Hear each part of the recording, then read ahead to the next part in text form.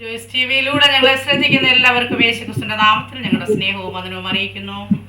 പ്രിയപ്പെട്ട ദൈവമക്കളെ, എല്ലാവരും കർത്താവിലെ സന്തോഷമായിരിക്കുന്നു വിശ്വസിക്കുന്നു. ഇന്ന് നമ്മോടൊപ്പം അനുഗ്രഹിക്കപ്പെട്ടതായ ഒരു കർത്താവിന്റെ ദാസനാണ് കടന്നു വന്നിരിക്കുന്നത്. കർത്താവിന്റെ ദാസൻ പാസ്റ്റർ സന്തോഷ്. ആ പ്രിയ കർത്താവിന്റെ ദാസനെ നമ്മുടെ ചാനലിൽ ലഭിച്ചതിൽ നമുക്ക് ഒത്തിരി സന്തോഷമുണ്ട്. ആ പ്രിയ കർത്താവിന്റെ ദാസന്റെ ജീവിതത്തിന്റെ അനുഭവം നിങ്ങളുടെ ജീവിതത്തിലും അനുഗ്രഹമായി തീരുമെന്ന് ഞാൻ ആ കർത്താവിൽ വിശ്വസിക്കുന്നു. ആ പ്രിയ കർത്താവിന്റെ ദാസനെ ജോയ്സ് ടി വിയിലേക്ക് തന്റെ അനുഭവം ഷെയർ ചെയ്യേണ്ട ഞങ്ങൾ ഹാർദവമായി സ്വാഗതം ചെയ്യുന്നു. Praise Lord, praise Lord. Okay ദേവദാസനെ, എന്തൊക്കെയുണ്ട് വിശേഷം? സന്തോഷമായിരിക്കുന്നു? സന്തോഷമായിരിക്കുന്നു, ദൈവത്തിന്റെ കരുണയാൽ. ഓക്കെ പാസ്റ്റർ എവിടെ നിന്നാണ് നമ്മോടൊപ്പം ജോയിൻ ചെയ്തിരിക്കുന്നു എന്ന് പറഞ്ഞാട്ട്? ഞാന് കൊല്ലം ജില്ലയിൽ കൊട്ടാരക്കര എന്ന് പറയുന്ന സ്ഥലത്ത് നീലേശ്വരം എന്ന ഗ്രാമത്തിൽ നിന്നാണ് ഞാൻ ജോയിൻ ചെയ്തിരിക്കുന്നത്. ഓക്കെ നീലേശ്വരം. ഓക്കെ പാസ്റ്ററിന്റെ വീട്ടിലെ ആരൊക്കെ ഉണ്ട്? എന്റെ വീട്ടില് എന്റെ അമ്മ, ഭാര്യ, 3 കുഞ്ഞുങ്ങൾ. ഓക്കെ, കർത്താവിന്റെ വേലയോടൊപ്പം ആയിരിക്കുന്നല്ലോ അല്ലേ? അതെ, കർത്താവിന്റെ വേലയോടൊത്ത് ഇപ്പൊ ഞങ്ങൾ അമ്പലത്തുംകാല എന്ന് പറയുന്ന സ്ഥലത്തായി. അമ്പലത്തുംകാല. ഓക്കെ പാസ്റ്റർ, കർത്താവ് സഹായിക്കട്ടെ ദേവദാസിനെ. ജീവിതാനുഭവങ്ങളിലേക്ക് കടക്കുന്നതിന് മുന്നമേ തന്നെ നമുക്ക് ദൈവസന്നിധിയിൽ ഒന്ന് പ്രാർത്ഥിക്കാം പാസ്റ്റർ. Hallelujah, hallelujah. സ്തോത്രം, സ്തോത്രം. പരിശുദ്ധ കർത്താവേ, നന്ദി നിറഞ്ഞ ഹൃദയത്തോട് ഞങ്ങളങ്ങേ വാഴ്ത്തുന്നു, സ്തുതിക്കുന്നു, സ്തോത്രം ചെയ്യുന്നപ്പാ. ഞങ്ങളുടെ സാന്നിധ്യം ഞങ്ങളോട് കൂടെ ഇരിക്കുന്നതിനാൽ നന്ദി കർത്താവേ. ഹല്ലേലൂയ. ഞങ്ങളുടെ ദാസനെ ഏൽപ്പിച്ച് പ്രാർത്ഥിക്കുന്നു. കർത്താവ് സഹായിക്കണമേ, ദൈവകൃപ കൊണ്ട് നിറയ്ക്കണമേ കർത്താവേ. ജീവിതാനുഭവം ഷെയർ ചെയ്യുവാനുള്ള എല്ലാ ദൈവകൃപയും പരിശുദ്ധാത്മാവ് ദാസന് കൊടുത്താട്ട്. വായോടും നാവോടും ഞങ്ങളുടെ സാന്നിധ്യം കൂടെ ഇരുന്നാട്ട്. കേൾവിക്കാർക്കായി പ്രാർത്ഥിക്കുന്നു. ഇതിന്റെ കുഞ്ഞുങ്ങളെല്ലാം അനുഗ്രഹിക്കണമേ കർത്താവേ. ഈ സാക്ഷ്യം കേൾവിക്കാരുടെ ജീവിതത്തിൽ ഒരു വലിയ വിടുതലായി മാറുവാൻ ഇടയാക്കണമേ. യേശു ക്രിസ്തുവിന്റെ നാമത്തിൽ തന്നെ ആമേൻ, ആമേൻ. ഓക്കെ പാസ്റ്ററെ, താങ്ക് യു പാസ്റ്ററെ. ഇനിയുള്ള സമയം ഞാൻ ദേവദാസന് നൽകി തരികയാണ്. ദേവദാസന് ജീവിതത്തിന്റെ അനുഭവം ഷെയർ ചെയ്യാവുന്നതാണ്. Okay, thank you pastor. Praise the Lord. ദൈവത്തിന്റെ ധന്യ തിരുനാമം മഹത്വപ്പെടുമാറാകട്ടെ. ഇന്ന് ഈ വൈകിയ സമയം ഈ ജോയ്സ് ടി വിയോടൊപ്പം ദൈവസന്നിധിയിൽ ഇങ്ങനൊരു അവസരം കർത്താവ് നൽകിയത് ഓർത്ത് ഞാൻ ദൈവത്തിന് നന്ദി പറയുന്നു. വിശേഷാൽ എൻ്റെ സാക്ഷ്യം ഒന്ന് നിങ്ങളുമായിട്ട് പങ്കുവയ്പ്പാൻ കർത്താവിന്റെ സന്നിധി ശരണപ്പെടുകയാണ്. എൻ്റെ പേര് സന്തോഷ് എന്നാണ്. ഞാൻ ഇപ്പോൾ കർത്താവിന്റെ വയൽ പ്രദേശത്ത് അമ്പലത്തുംകാല എന്ന് പറയുന്ന സ്ഥലത്ത് ദൈവവേലയിൽ അധ്വാനിക്കുന്നു. എൻ്റെ സ്വദേശം കൊല്ലം ജില്ലയിൽ കൊട്ടാരക്കരയ്ക്കടുത്ത് നീലേശ്വരം എന്ന് പറയുന്ന സ്ഥലത്ത് സദാനന്ദൻ അംബിക ദമ്പതികളുടെ മകനായി 1984 ജനിക്കാൻ സ്വർഗത്തിലെ ദൈവം എനിക്ക് അവസരങ്ങളെ നൽകി. തികച്ചും യാദൃശികമായിട്ടാണ് ഞാൻ ഈ വിശ്വാസത്തിലേക്ക് കടന്നു വരുവാൻ ഇടയായത്. ഞാനൊരു ഹൈന്ദവ ബാക്ക്ഗ്രൗണ്ടിൽ നിന്നുള്ള മനുഷ്യനാണ്. ഏകദേശം ഒരു 25 വയസ്സ് വരെ ഹൈന്ദവ ആചാരപ്രകാരവും ഹൈന്ദവ വിശ്വാസ പ്രകാരവും ഒക്കെ ഈ ഭൂമിയിൽ എൻ്റെ അപ്പനമ്മമാരോടൊത്ത് ഞാൻ ജീവിച്ചു വന്നു. എൻ്റെ ചെറുപ്രായത്തിൽ തന്നെ എൻ്റെ 3ാമത്തെ വയസ്സിൽ, ഏകദേശം എനിക്ക് 3 വയസ്സുള്ളപ്പോൾ എൻ്റെ അമ്മയെയും എൻ്റെ സഹോദരിയെ ഉപേക്ഷിച്ചിട്ട് എൻ്റെ അപ്പൻ ഞങ്ങളെ ഉപേക്ഷിച്ച് കടന്നു പോകാനിടയായി. എൻ്റെ 3ാമത്തെ വയസ്സിലാണത് എൻ്റെ അപ്പൻ ഞങ്ങളെ ഉപേക്ഷിച്ച് കടന്നു പോയത്.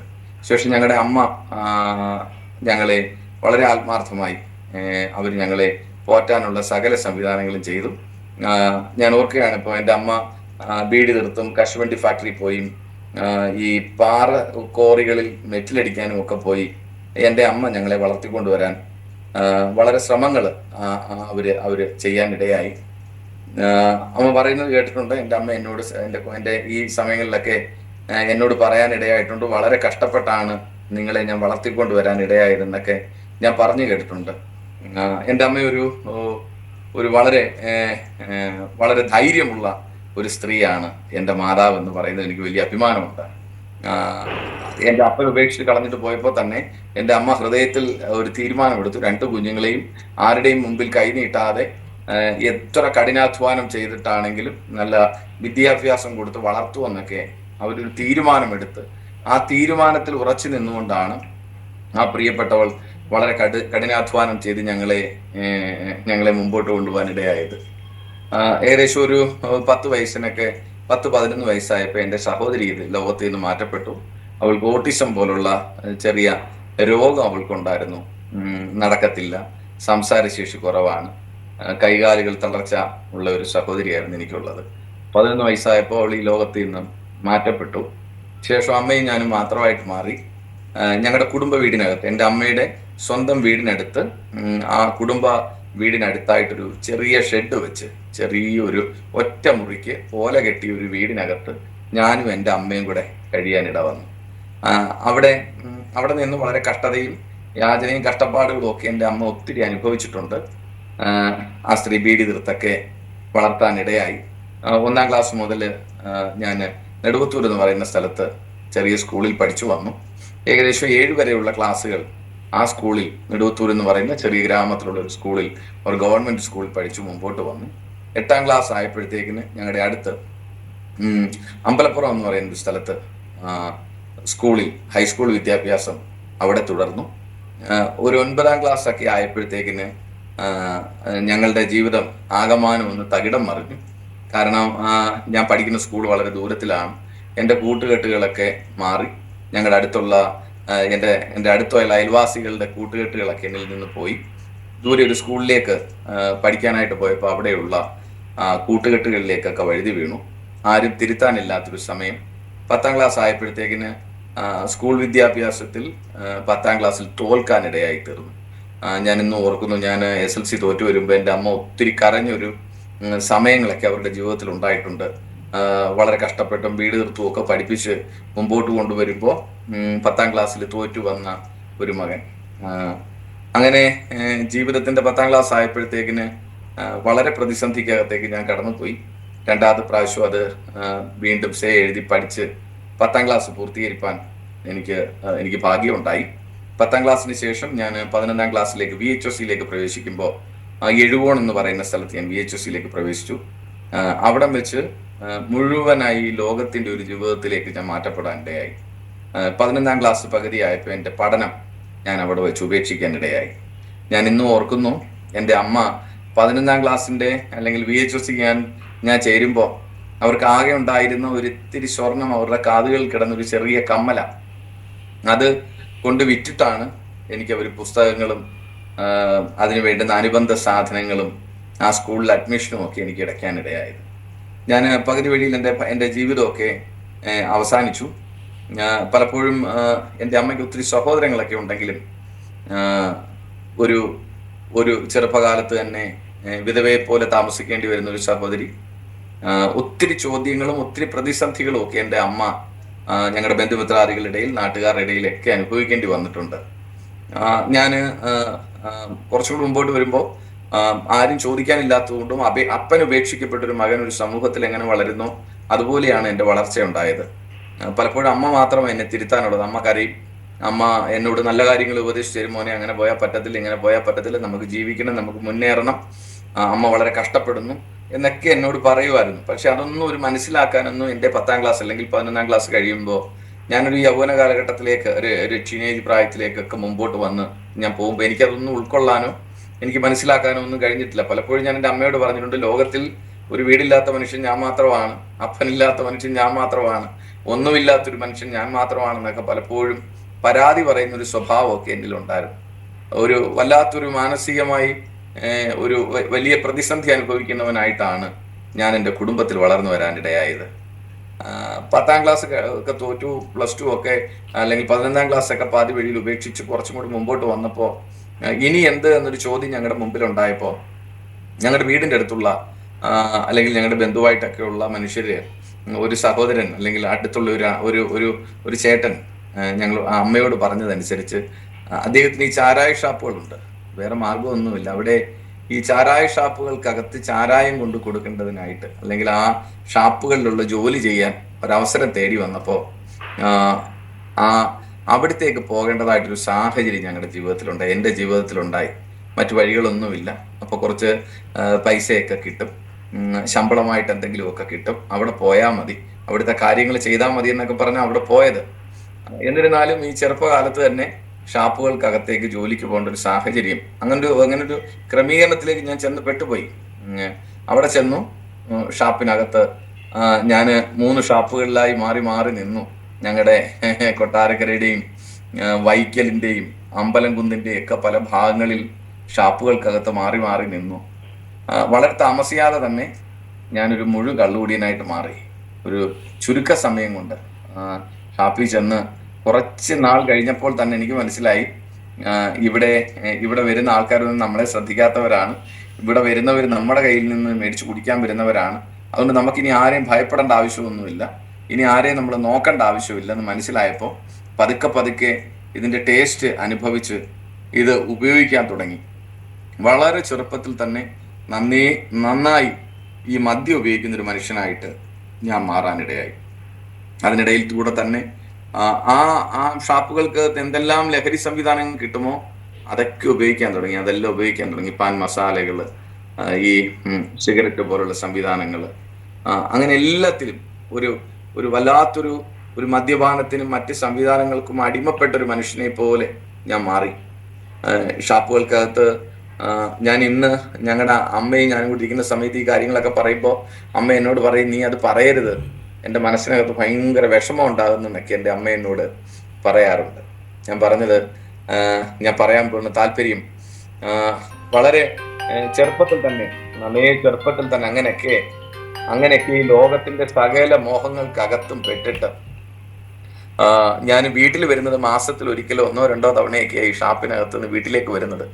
കാരണം ഒരു നല്ല കള്ളുകുടിയൻ അല്ലെങ്കിൽ നല്ലതായി ഈ മദ്യമൊക്കെ ഉപയോഗിക്കുന്ന ആൾക്കാരുടെ മാനസികാവസ്ഥ, അവന് പൊതുസമൂഹത്തോടുള്ള ബന്ധമോ കുടുംബക്കാരെ കുറിച്ചോ സഹോദരങ്ങളെ കുറിച്ചോ മാതാപിതാക്കളെ കുറിച്ചൊന്നും യാതൊരു ഓർമ്മയും ഉണ്ടാകത്തില്ല.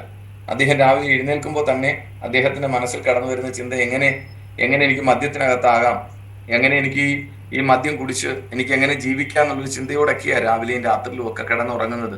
സമൂഹവുമായിട്ട് യാതൊരു ബന്ധവുമില്ല, യാതൊരു പ്രതിബദ്ധതയില്ല, ആരുമായിട്ട് ഒരു സ്നേഹമില്ല. അങ്ങനെയൊക്കെ നടന്ന് ഞാൻ ഒരു ദേശത്തൊരു വല്ലാത്തൊരു മനുഷ്യനായിട്ട് അങ്ങ് മാറി. കുറച്ച് നാളുകൾക്ക് ശേഷം നമുക്കെല്ലാം അറിവുള്ളതുപോലെ നമ്മുടെ നാട്ടിലൊക്കെ മദ്യദുരന്തങ്ങളൊക്കെ ഉണ്ടാകുന്ന സമയത്ത് ഷാപ്പുകൾക്കകത്ത് മാറി മാറി പലരുടെയും ജോലികൾ ചെയ്തുകൊണ്ടിരിക്കുമ്പോൾ ഇതൊക്കെ നിർത്തിക്കളയുന്ന ഒരു അവസ്ഥ നമ്മുടെ കേരളത്തിലുണ്ടാകുന്ന സമയത്ത് ഇതൊക്കെ മാറിയിട്ട് ഇനി എന്ത് എന്നൊരു ചോദ്യം മുമ്പിൽ വന്നപ്പോൾ ഈ ഓട്ടോറിക്ഷ ഓടിക്കാനായിട്ട്, വാഹനം ഓടിക്കാനായിട്ട് ഞങ്ങളുടെ നാട്ടിൽ ഞാൻ പോകാനിടയായി. ഈ ഓട്ടോറിക്ഷ ജംഗ്ഷനുകളിൽ പോയി വാടകയ്ക്ക് എടുത്ത് ഓട്ടോറിക്ഷ ഓടിക്കും. അപ്പോഴും നമ്മുടെ ചിന്ത, കള്ളുകടയിൽ പോയി നശിച്ചു, ഇനി ഞാൻ നന്നാവും, ഇനി ഞാൻ നേരെയാവും എന്നൊക്കെ വെച്ചിട്ടാണ് ഓരോ ദിവസവും രാവിലെ എഴുന്നേൽറ്റ് ഈ പുതിയ ജോലിയൊക്കെ തേടി പോന്നെ. പക്ഷേ ചെന്ന് കയറി പകുതി ആവുമ്പോഴത്തേക്കിന് മദ്യത്തിൽ അകപ്പെടും, എന്തെങ്കിലുമൊക്കെ കുറച്ച് സമയമൊക്കെ വാഹനം ഓടിക്കും, പിന്നീട് അത് മദ്യം കുടിക്കും. അങ്ങനെ ജീവിക്കുന്ന ഒരു സമയം. വീട്ടിലൊരു 10 പൈസ കൊണ്ടുവരത്തില്ല, അമ്മയ്ക്കൊന്നും കൊടുക്കത്തില്ല, അമ്മ എങ്ങനെ ജീവിക്കുന്നതെന്ന് അറിയണ്ട, സമൂഹത്തിൽ എങ്ങനെ ജീവിക്കണമെന്ന് യാതൊരു പ്രതിബദ്ധതയില്ല. രാവിലെ വരുന്നു, വല്ലവരുടെയും വാഹനങ്ങളൊക്കെ വീടുകളിൽ പോയി വാടകയ്ക്ക് എടുക്കുന്നു, അത് ഓടിക്കാനായിട്ട് പോകുന്നു, പിന്നീട് മദ്യം പോയി മേടിച്ച് റോഡുകളുടെ പല സ്ഥലങ്ങളിലും ബാറുകളിലും ഒക്കെ പോയി കുടിച്ചിട്ട് ഇങ്ങനെ നടക്കുന്ന, വാഹനം ഓടിക്കുന്ന ഒരു മനുഷ്യൻ. ശേഷം കുറച്ചും കൂടെ മുമ്പോട്ട് പോയി മദ്യം ഒത്തിരി ഷാപ്പിലൊക്കെ നിന്ന് വലിയ അഡിക്റ്റ് ആയതുകൊണ്ട് എനിക്ക് കിട്ടുന്ന സാമ്പത്തികമായ വരുമാനം കൊണ്ട് എനിക്കിത് കുടിക്കാൻ തികയാതെ വന്നപ്പോൾ ഞാൻ കടം മേടിക്കാൻ തുടങ്ങി. എൻ്റെ ദേശത്ത് പല ഭാഗങ്ങളിൽ നിന്ന് ഞാൻ പണം പലിശയ്ക്ക് മേടിച്ചും അല്ലാതെയും സഹോദരങ്ങളുടെ കയ്യിൽ നിന്നും കൂട്ടുകാരുടെ കയ്യിൽ നിന്നും ഒക്കെ കടം മേടിച്ച് ഈ മദ്യം കുടിക്കാനുള്ള പണം കണ്ടെത്താൻ തുടങ്ങി. ഏകദേശം ഒരു 2007 ആയപ്പോഴത്തേക്കിന് ഭയങ്കരമായി കടബാധ്യത എന്നെ വന്ന് മൂടാൻ തുടങ്ങി. ഞാൻ പലപ്പോഴും ചിന്തിച്ചിട്ടുണ്ട്, ഇനി ഇങ്ങനൊരു ജീവിതം വേണ്ട, ഇത് അവസാനിപ്പിക്കുക എന്ന് പലപ്പോഴും ഞാനിങ്ങനെ ചിന്തിച്ചിട്ടുണ്ട്. രാവിലെ എഴുന്നേൽക്കുമ്പോൾ ഭയങ്കര ടെൻഷനാണ്, കടത്തിന്റെ ടെൻഷൻ, മദ്യം കുടിക്കാൻ കാശില്ലാത്തതിന്റെ ബുദ്ധിമുട്ട്, എന്തോ ശരീരത്തിലാകമാനം ഞാൻ അനുഭവിക്കുന്ന ഒരു ബുദ്ധിമുട്ട്, ആ ഒരു മദ്യമില്ലാതെ ജീവിക്കാൻ കഴിയാത്തൊരവസ്ഥ, അത് ഭയങ്കര ഭയാനകമായ ഒരു അവസ്ഥയാണ്, സുബോധമില്ലാത്തൊരവസ്ഥയാണ്. അതൊരു മനുഷ്യന്റെ ജീവിതത്തിൽ ഉണ്ടായാൽ അവന്റെ ചിന്ത മുഴുവൻ എങ്ങനെ മദ്യം കുടിക്കാം, എങ്ങനെ മദ്യം കണ്ടെത്താം എന്നുള്ളതാണ് അവന്റെ ചിന്ത. അങ്ങനെ ഞാൻ ദേശത്തൊക്കെ വലിയ കടഭാരത്തിലൊക്കെ ആയി മാറി. 2007 ലാസ്റ്റ് ആയപ്പോൾ എനിക്ക് എന്നെ ദൈവം തമ്പുരാൻ മുന്നമേ കണ്ടിരുന്നത് കൊണ്ട്, ദൈവവചനത്തിലൊരു വാക്യമുണ്ടല്ലോ, നിന്റെ അമ്മയുടെ ഉദരത്തിൽ ഉരുവാകുന്നതിന് മുമ്പേ ഞാൻ നിന്നെ കണ്ടു, രമ്യാവിനോട് പറയുന്നത് പോലെ ഞാൻ പുറത്തു വരുന്നതിന് മുമ്പ് നിന്നെ വിശുദ്ധീകരിച്ചു, ജാതികൾക്ക് പ്രവാചകനായി നിന്നെ നിയമിച്ചിരിക്കുന്നു എന്നൊക്കെ നമ്മൾ ദൈവവചനത്തിൽ പഠിക്കാറുണ്ടല്ലോ. പ്രിയപ്പെട്ടവരെ, ഞാൻ മനസ്സിലാക്കുക, ഞങ്ങളുടെ വീടിൻ്റെ അടുത്ത് ആകെ ഒരു പ്രവർത്തനമാണ് പണ്ടുണ്ടായിട്ടുള്ള പെന്തക്കോസിന്റെ ഒരു പ്രവർത്തനം ഞങ്ങളുടെ വീടിൻ്റെ അടുത്തുണ്ടായിരുന്ന ഒരു ഷാരോൺ ചർച്ച്. ഇന്ന് അതില്ല. എൻ്റെ കുഞ്ഞുനാളിലത്തെ കാര്യമാണ്. എനിക്കിന്ന് 41 വയസ്സുണ്ട്. അതിനു മുമ്പുള്ള കാര്യമാണ് ഞാൻ ഈ പറയുന്നത്. ഒരു ഷാരോന്റെ ഒരു പ്രവർത്തനം. എൻ്റെ കുടുംബത്തിൽ ആരും എനിക്ക് വേണ്ടി പ്രാർത്ഥിക്കാനില്ല. എൻ്റെ കുടുംബത്തിൽ ആരും വിശ്വാസത്തിലേക്കൊന്നും വന്നിട്ടില്ല ആ സമയങ്ങളിൽ. എന്നെ ഓർക്കുന്ന ആരുമില്ല. മറ്റുള്ളവരൊക്കെ ചിന്തിച്ചു വെക്കുന്ന അപ്പൻ ഉപേക്ഷിച്ച് കളഞ്ഞെങ്കിലും അമ്മ നന്നായി വളർത്തുന്ന ഒരു മകനെ പോലെ എല്ലാവരും അറിയുന്ന, സാമ്പത്തിക ബുദ്ധിമുട്ടുകളൊന്നും ഇല്ലാത്ത, പ്രതിസന്ധികളില്ലാത്തൊരു സാഹചര്യത്തെ കുറിച്ച് എല്ലാവരും മനസ്സിലാക്കുന്നത്. പക്ഷേ പ്രൈസ് ദി ലോർഡ്, ഞാൻ മനസ്സിലാക്കുന്നത് എനിക്ക് ക്രിസ്തീയ ജീവിതത്തിന്റെ ഒരു ആരംഭം ഉണ്ടാവാനുള്ള കാരണം ഏതൊക്കെയോ കാലഘട്ടങ്ങളിൽ പണ്ടുണ്ടായിരുന്ന ദൈവഭൃത്യന്മാർ അതാത് സ്ഥലങ്ങളിൽ വന്നിരുന്ന് കരഞ്ഞതും പ്രാർത്ഥിച്ചതും ഒക്കെ ദൈവസന്നിധിയിൽ അതിന്റെ കണക്കുകൾ ഉണ്ടായതുകൊണ്ടാണ് ഞങ്ങളെ പോലുള്ളവർ ഇന്ന് വിശ്വാസത്തിനകത്ത് നിങ്ങളുടെ മുമ്പിൽ ഇരുന്ന് ഈ ദൈവവചനവുമായിട്ട് സാക്ഷ്യം പറയാൻ, നീ ജോയ്സ് ടിവിയുമായിട്ടിരുന്ന് സംസാരിക്കാനുള്ള അവസരങ്ങൾ ഉണ്ടാകുന്ന ആ കാലഘട്ടത്തിലെ കർത്തൃഭൃത്യന്മാരുടെ പ്രാർത്ഥനകളും കണ്ണുനീരും അവരുടെ ഉപവാസങ്ങളും ഒക്കെയാണെന്നാണ് ഞാൻ വിശ്വസിക്കുന്നത്. നമ്മളും അങ്ങനെ തന്നെയാണല്ലോ ഈ ദിവസങ്ങളിൽ. എത്രയോ നമ്മൾ കാണാത്ത, കേൾക്കാത്ത അനേക ദൈവമക്കൾക്ക് വേണ്ടി നമ്മൾ പ്രാർത്ഥിക്കുന്നു. ഞങ്ങളും ദേശത്തിന് നടുവിലിരുന്നുകൊണ്ട് ഞങ്ങൾ കാണാത്ത യൗവനക്കാർക്കായി, മദ്യത്തിനും മയക്കുമരുന്നിനും അടിമപ്പെട്ടവർക്കായിട്ട്, നമ്മൾ കേട്ടിട്ടില്ലാത്ത ആൾക്കാർക്ക് വേണ്ടി, ഇന്ന് ലോകമെമ്പാടും അറിയപ്പെടുന്ന HMI പോലുള്ള ഗ്രൂപ്പുകളുമായിട്ടൊക്കെ നമ്മൾ കാണാത്ത രോഗികൾക്കൊക്കെ വേണ്ടി പ്രാർത്ഥിക്കുന്നത് പോലെ ആ കാലഘട്ടത്തിൽ ആരൊക്കെയോ ഞങ്ങൾക്ക് വേണ്ടി, ഞങ്ങളുടെ ദേശത്തിന് വേണ്ടി കരഞ്ഞതും കണ്ണുനീരൊഴിപ്പിച്ചതും ആ പ്രവർത്തനങ്ങളും ഒക്കെ ആയിരിക്കും ഒരുപക്ഷെ തമ്പുരാൻ ഞങ്ങളെ കാണാനുള്ള ഇടയുണ്ടായത്. Praise the Lord.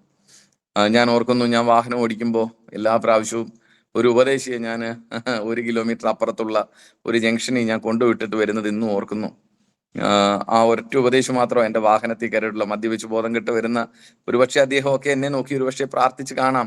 എന്നെ നോക്കി എൻ്റെ വാഹനത്തിൽ നിന്ന് യാത്ര ചെയ്യുമ്പോൾ ഇവൻ വിശ്വാസത്തിലേക്ക് വന്നിരുന്നുവെന്ന് ഒരുപക്ഷെ ആ മനുഷ്യനെ ആശിച്ചിരുന്നു എന്നൊന്നും എനിക്ക് അറിയത്തില്ല. പക്ഷേ ഞാൻ അങ്ങനെയൊക്കെ അങ്ങ് മനസ്സിലാക്കുക. നാളുകൾ കഴിയുമ്പോൾ പരിശുദ്ധാത്മാവ് ആ ഓർമ്മയിലേക്കൊക്കെ എന്നെ ഇന്ന് ഈ വൈകിയ സമയവും എന്നെ ആ ഓർമ്മയിലേക്ക് കൊണ്ടുപോവാ. ഞാൻ അങ്ങനെ പ്രൈസ് ദി ലോർഡ് വളരെ വേഗത്തിൽ അത് മുമ്പോട്ട് പോകാൻ ആഗ്രഹിക്കുക. അങ്ങനെ 2007 ആയപ്പോഴത്തേക്കിന് എനിക്ക് നോർത്തിലേക്ക് പോകാനുള്ള ഒരു സാഹചര്യം എൻ്റെ ജീവിതത്തിൽ ഉണ്ടായി. ഞങ്ങളുടെ കുടുംബത്തിൽ തന്നെ എൻ്റെ അമ്മയുടെ മകൻ്റെ മകൻ, അദ്ദേഹം ഡൽഹിയിൽ കർത്താവിൻ്റെ വേല ചെയ്യുന്ന ഒരു ദൈവദാസനുണ്ട്. അവിടെ അദ്ദേഹം നാട്ടിൽ വന്നപ്പോൾ എൻ്റെ അമ്മ ചെന്ന് അദ്ദേഹത്തോട് ചോദിച്ചടാ, ഇവനെ കൊണ്ടുപോയി രക്ഷപ്പെടുത്താൻ പറ്റുമോ നിനക്ക്, ഇവനെ ഒന്ന് കൊണ്ടുപോകാൻ കഴിയുമോ എന്നൊക്കെ എൻ്റെ അമ്മ അദ്ദേഹത്തോട് ചോദിച്ചപ്പോൾ, ഇതിനിടയ്ക്കൂടെ 1-2 തവണ ഞാൻ ഒറീസയിലും പിന്നെ ബീഹാറിലും ഒക്കെ ജോലിക്കായിട്ട് കടന്നുപോയി തിരിച്ചു വന്നൊരു സാഹചര്യം ഒക്കെ ഇതിനിടയ്ക്കൂടെ ഒക്കെ എൻ്റെ ജീവിതത്തിൽ ഉണ്ടായിട്ടുണ്ട്. അപ്പൊ അവര് ചോദിക്കുമ്പോൾ ആ കർത്തൃഭൃത്തിന് അന്ന് യെസ് എന്നൊരു വാക്ക് മൂളിയതാണ് എൻ്റെ ജീവിതത്തിൽ അങ്ങനെ ഒരു ടേണിംഗ് പോയിന്റ് ഉണ്ടാവാനുള്ള കാരണം. ആ കർത്തൃഭൃത്യൻ എൻ്റെ അമ്മയോട് പറഞ്ഞു, ശരി അങ്ങനെയാണെങ്കിൽ അവനെ എൻ്റെ കൂടെ അയച്ചോ. അങ്ങനെ ഞാൻ ഒരു 2007 ഞാൻ ആ കർത്തൃഭൃത്യനുമായിട്ട് ഡൽഹിയുടെ പ്രദേശത്തേക്ക് വരാൻ എനിക്ക് സ്വർഗത്തിലെ ദൈവം ഒരു അവസരങ്ങൾ നൽകി. ഞാൻ ആ ഡൽഹിയുടെ പ്രദേശത്ത് വരുമ്പോൾ ഏകദേശം 10-14 ദൈവദാസന്മാർ ചേർന്ന് പാർക്കുന്ന ഒരു ചെറിയ സ്കൂൾ അവിടെയുണ്ട്. അവർ സ്കൂൾ മിനിസ്ട്രി ചെയ്യുന്നു, ചിൽഡ്രൻസ് മിനിസ്ട്രി, കുഞ്ഞുങ്ങളുടെ ഇടയിലുള്ള മിനിസ്ട്രിയാണ് അവരുടെ. അക്ഷരവിദ്യാഭ്യാസമില്ലാത്ത കുഞ്ഞുങ്ങൾക്ക് അക്ഷരങ്ങൾ പറഞ്ഞു കൊടുക്കുന്നു, അവരെ പഠിപ്പിക്കുന്നു, അവർക്ക് ജീവിത സാഹചര്യങ്ങളെ കുറിച്ച് പറഞ്ഞു കൊടുക്കുന്ന ഒരു മിനിസ്ട്രി. ആ മിനിസ്ട്രിയിലാണ് ഞാൻ ആദ്യമായിട്ട് ചെന്ന് പെടുന്നത്. അതുകൊണ്ട് തന്നെ എനിക്ക് വേറെ കൂട്ടുകാരില്ല, എനിക്ക് വേറെ ആരുമില്ല.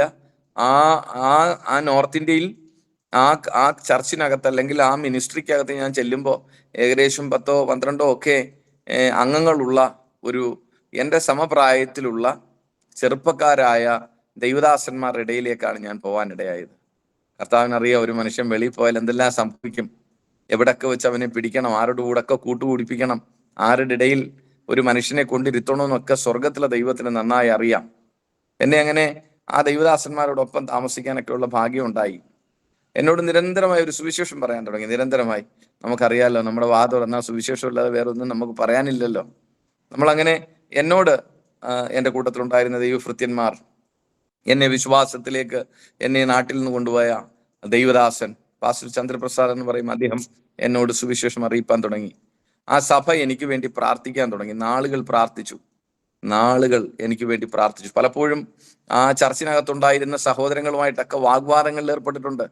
ഞാൻ അവരോട് തർക്കിച്ചിട്ടുണ്ട്. ഞാൻ അവരുമായിട്ട് ഭയങ്കരമായി റഷായി ദേഷ്യപ്പെട്ട് ഞാൻ ആ സഹോദരങ്ങളോട് സംസാരിച്ചിട്ടുണ്ട്. കാരണം എനിക്ക് വേറെ ദൈവങ്ങളുടെ ആവശ്യമില്ല, എനിക്ക് വേറൊരു ദൈവത്തിൻ്റെ ആവശ്യമില്ല, എനിക്ക് ഇഷ്ടംപോലെ ദൈവങ്ങളുണ്ട്. അപ്പോൾ അങ്ങനെയൊക്കെ പലപ്പോഴും എൻ്റെ ഹൃദയത്തിൽ അങ്ങനെയൊക്കെ ചിന്തകൾ തോന്നി ഇവരുമായിട്ടൊക്കെ ഭയങ്കരമായ വാഗ്വാദങ്ങളിലേക്കൊക്കെ ഞാൻ പോയിട്ടുണ്ട്. പക്ഷെ എൻ്റെ ഹൃദയത്തിലൊരു ചിന്തയുണ്ടായിരുന്നു, കുറച്ച് നാൾ അവിടെ പാർത്ത് പ്രയാസങ്ങളൊക്കെ മാറുമ്പോൾ ഞാൻ തിരിച്ച് നാട്ടിൽ വരാമെന്നൊക്കെ ചിന്തിച്ചിട്ടാണ് ഞാൻ അങ്ങനെ അവരുമായിട്ട് അവിടെ ജീവിക്കാനൊക്കെ ഇടയായത്.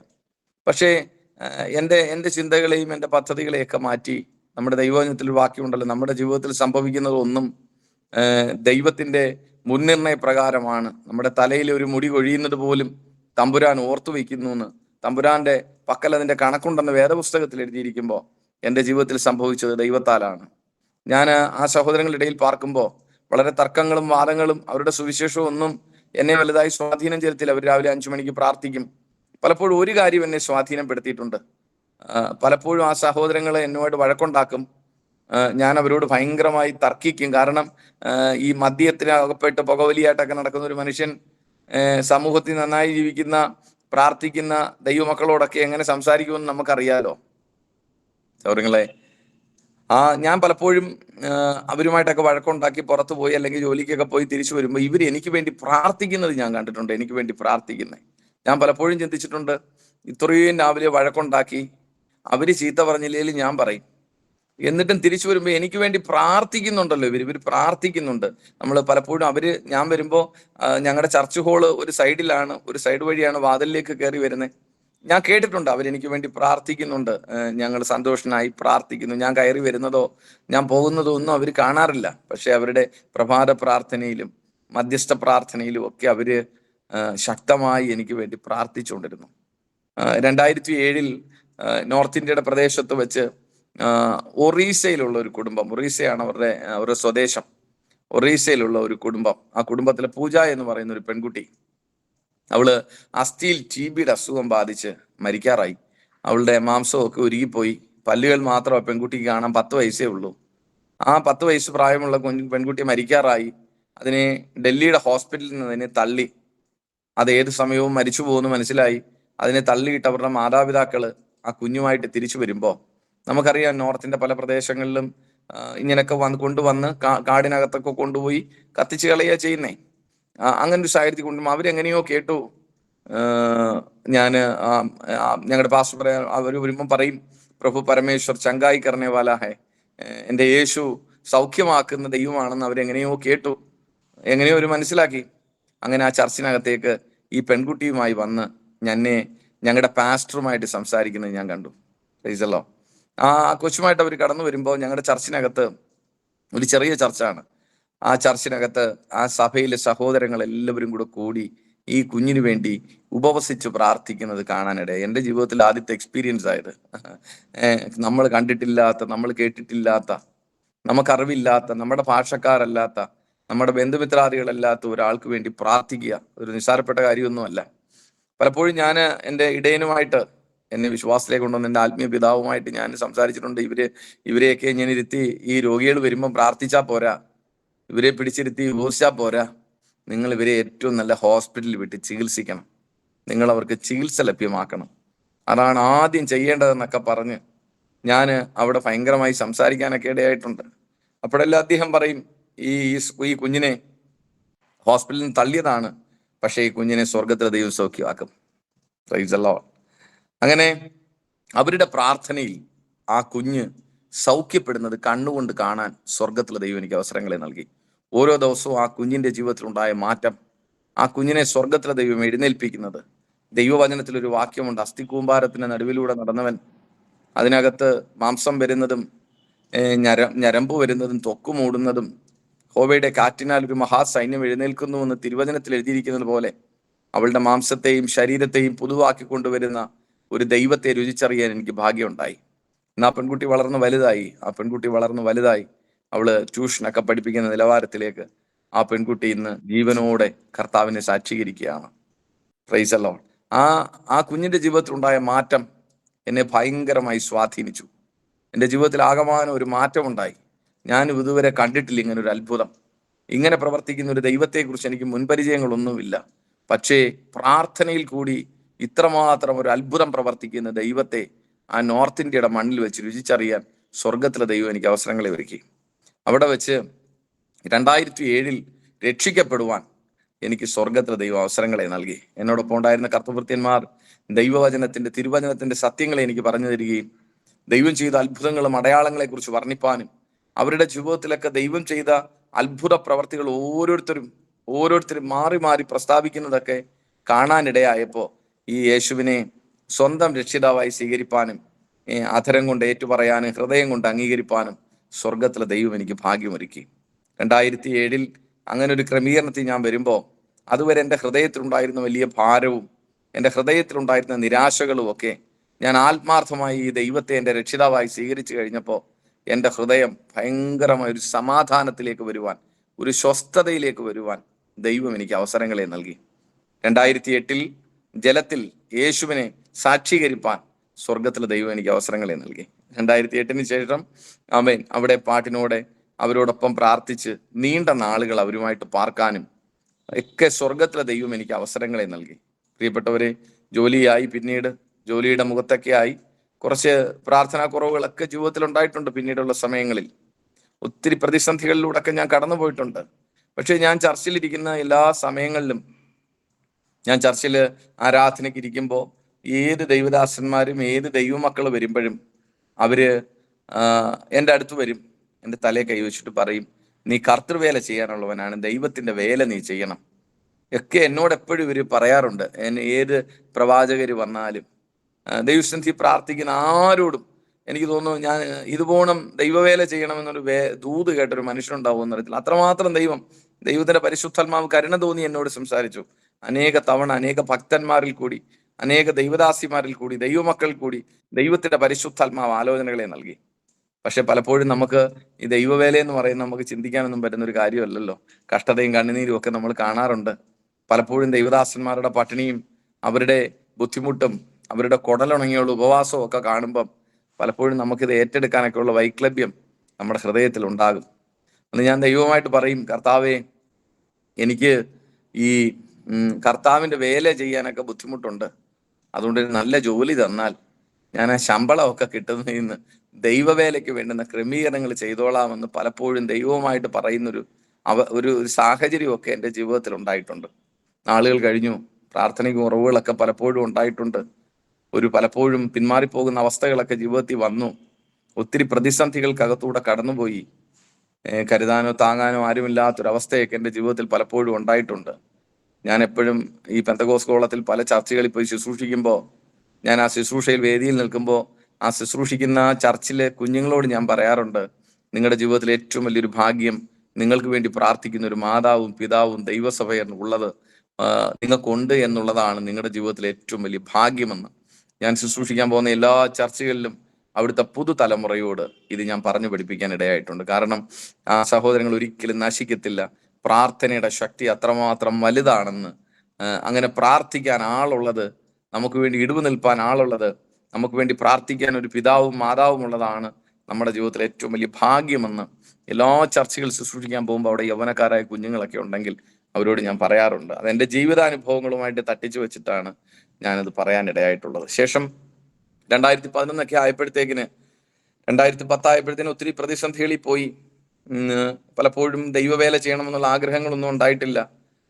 ജോലി ചെയ്യണം, വേല ചെയ്യണം, പണം സമ്പാദിക്കണം എന്നൊക്കെ പലപ്പോഴും ചിന്തകളൊക്കെ എൻ്റെ ഉള്ളിൽ ഉണ്ടായിട്ടുണ്ടെങ്കിലും ദൈവത്തിന്റെ ഒരു പ്ലാൻ പോലെ 2011 വിവാഹം കഴിപ്പാനും 2011 പത്തനാപുരം മഞ്ഞക്കാലയിൽ ചർച്ചകോടിന്റെ വിശ്വാസിയായിട്ടിരിക്കുന്ന നോർത്തിൽ നേഴ്സായി ജോലി ചെയ്തുകൊണ്ടിരുന്ന ഒരു സഹോദരിയെ, മേഴ്സി എന്നാണ് എൻ്റെ വൈഫിന്റെ പേര്, അവളെ വിവാഹം കഴിപ്പാൻ സ്വർഗത്തിലെ ദൈവം എനിക്ക് ഭാഗ്യം നൽകി. നാട്ടിൽ വെച്ചായിരുന്നു വിവാഹം. നാട്ടിൽ ചർച്ചകോടിന്റെ നേതൃത്വത്തിൽ എൻ്റെ വിവാഹം നടന്നു. എനിക്ക് വേണ്ടി സംസാരിപ്പാൻ ദൈവഭൃത്യന്മാരെ സ്വർഗത്തിലെ അപ്പൻ ഒരുക്കി. എനിക്ക് വേണ്ടി സംസാരിപ്പാൻ കൊട്ടാരക്കരയിൽ നിന്നും ഞങ്ങളുടെ നാട്ടിൽ നിന്നുമൊക്കെ ദൈവദാസന്മാരെ ദൈവം എൻ്റെ വിവാഹത്തിന് വേണ്ടി എനിക്ക് ഒരുക്കി. എനിക്ക് ചർച്ചിനെ ഒരുക്കി. എനിക്ക് വേണ്ടുന്ന എല്ലാ ക്രമീകരണങ്ങളും സ്വർഗത്തിലെ അപ്പൻ ഒരുക്കി. പലപ്പോഴും ആൾക്കാർ ചോദിക്കുന്നത് ഞാൻ കേട്ടിട്ടുണ്ട്, വിശ്വാസത്തിലേക്ക് കടന്നു വന്ന എൻ്റെ മകന്റെ കാര്യം എന്തോ ആവും, എൻ്റെ മകളുടെ കാര്യം എന്തോ ആവും, എൻ്റെ മകന് വിവാഹം ഉണ്ടാവുമോ? ഞാനിവിടെ ചർച്ച നടത്തുന്നുണ്ട്. ചർച്ചയിൽ വരുന്ന ഹൈന്ദവരായ സഹോദരങ്ങൾ എന്നോട് ചോദിക്കുന്നത്, പാസ്റ്ററെ, അല്ലെങ്കിൽ ക്രിസ്ത്യൻസ് ആയിട്ടിരിക്കുന്ന സഹോദരങ്ങൾ ഒരുമിച്ച് ചോദിക്കും, പാസ്റ്ററെ, എൻ്റെ മക്കളുടെയൊക്കെ വിവാഹം എങ്ങനെ നടക്കും? പലപ്പോഴും എൻ്റെ ജീവിതാനുഭവങ്ങളിൽ നിന്ന് ഞാൻ പറയാറുണ്ട്, ഒരു മനുഷ്യനെ കുറിച്ച് ദൈവത്തിന് പദ്ധതി ഉണ്ടെങ്കിൽ, അവനെ ദൈവം കണ്ടിട്ടുണ്ടെങ്കിൽ, അവൻ ദൈവമുഖം അന്വേഷിച്ചാൽ അവന് വേണ്ടുന്നതെല്ലാം സ്വർഗത്തിലെ അപ്പൻ ഒരുക്കും. അതിൻ്റെ മുഖാന്തരങ്ങളെ ഒരുക്കും. അതിന് വേണ്ടുന്ന എല്ലാ ക്രമീകരണങ്ങളും സ്വർഗത്തിലെ അപ്പൻ ഒരുക്കി മാനിക്കുന്ന ദൈവമാണെന്ന് ഞാൻ എൻ്റെ ചർച്ചിലൊക്കെ പറയാറുണ്ട്. അതെൻ്റെ ജീവിതാനുഭവമായി തട്ടിച്ചു നോക്കിയിട്ടാ ഞാൻ ഇതൊക്കെ പറയുന്നേ. 2011 ശേഷം 2012 അവസാനിച്ചോടുകൂടി എനിക്കൊരു മകളുണ്ടായി. നോർത്തിൽ വെച്ചിട്ടാണ് എനിക്ക് മകള് ജനിക്കുന്നത്. മകള് ജനിച്ച് കുറച്ച് നാളും കൂടെ ഞങ്ങൾ ഇവിടെ ജോലി ചെയ്തു. ശേഷം രണ്ടാമത്തെ മകളുടെ ഡെലിവറിയോടുള്ള ബന്ധത്തിൽ ഞാൻ തിരിച്ച് നാട്ടിലേക്ക് വരാനിടയായി. ഈ നാട്ടിലേക്ക് വരുന്ന സമയത്തൊക്കെ പലപ്പോഴും ഒത്തിരി പ്രതിസന്ധിക്കകത്തേക്ക് ഞങ്ങൾ കടന്നുപോയി. പ്രതിസന്ധി എന്ന് പറഞ്ഞാൽ ജോലി നഷ്ടപ്പെടുന്ന ഒരു സാഹചര്യം ഞങ്ങളുടെ ജീവിതത്തിൽ ഉണ്ടായിട്ടുണ്ട്. വൈഫിന് ജോലിക്ക് പോകാൻ പറ്റുന്നില്ല. എൻ്റെ ജോലി എനിക്ക് നോർത്തിൽ വെച്ചിട്ട് എനിക്ക് ഇസാഫ് എന്ന് പറയുന്ന സംഘടനയ്ക്കകത്ത്, അവരുടെ ബ്രാഞ്ചിനകത്ത് എനിക്ക് ജോലി ലഭിക്കാനിടയായി. നാഗ്പൂരിൽ പോയി എനിക്ക് വിദ്യാഭ്യാസം പുനഃസ്ഥാപിപ്പാൻ ദൈവം എനിക്ക് അവസരങ്ങളെ നൽകിയായിരുന്നു. എൻ്റെ വിശ്വാസ ജീവിതത്തിന് ശേഷം എനിക്ക് എൻ്റെ വിദ്യാഭ്യാസത്തേക്ക് തിരിച്ചെടുപ്പാൻ സ്വർഗത്തിലെ അപ്പൻ എനിക്ക് അവസരങ്ങളെ നൽകിയായിരുന്നു. എനിക്ക് ജോലിയായി. പക്ഷെ ദൈവത്തിൻ്റെ വേല എന്ന ഒരു ക്രമീകരണം ഞങ്ങളുടെ മേലുണ്ടായതുകൊണ്ട് ഈ ദൈവത്തിൻ്റെ ഒരു മുൻനിർണയ പ്രകാരം ഞങ്ങൾക്ക് 2012-13 ഞങ്ങൾക്ക് തിരിച്ച് നാട്ടിലേക്ക് വരേണ്ടതായ ഒരു സാഹചര്യം ഉണ്ടായി. എൻ്റെ ഇളയ മകളുടെ ഡെലിവറിയോടുള്ള ബന്ധത്തിൽ ഞങ്ങൾ നാട്ടിൽ വരുമ്പോൾ സകലതും നഷ്ടപ്പെട്ട് ഒന്നുമില്ലാത്തവനായി ശൂന്യനായിട്ടാണ് തിരിച്ച് നാട്ടിൽ വരാനിടയായത്. നാട്ടിൽ വന്നു, എന്ത് ചെയ്യണമെന്നൊന്നും അറിയത്തില്ല. വൈഫ് പ്രഗ്നൻ്റ് ആണ്, മൂത്ത മകളുണ്ട്. അവളുടെ വീട്ടിൽ അവള് ഡെലിവറിക്കായിട്ട് പോയി.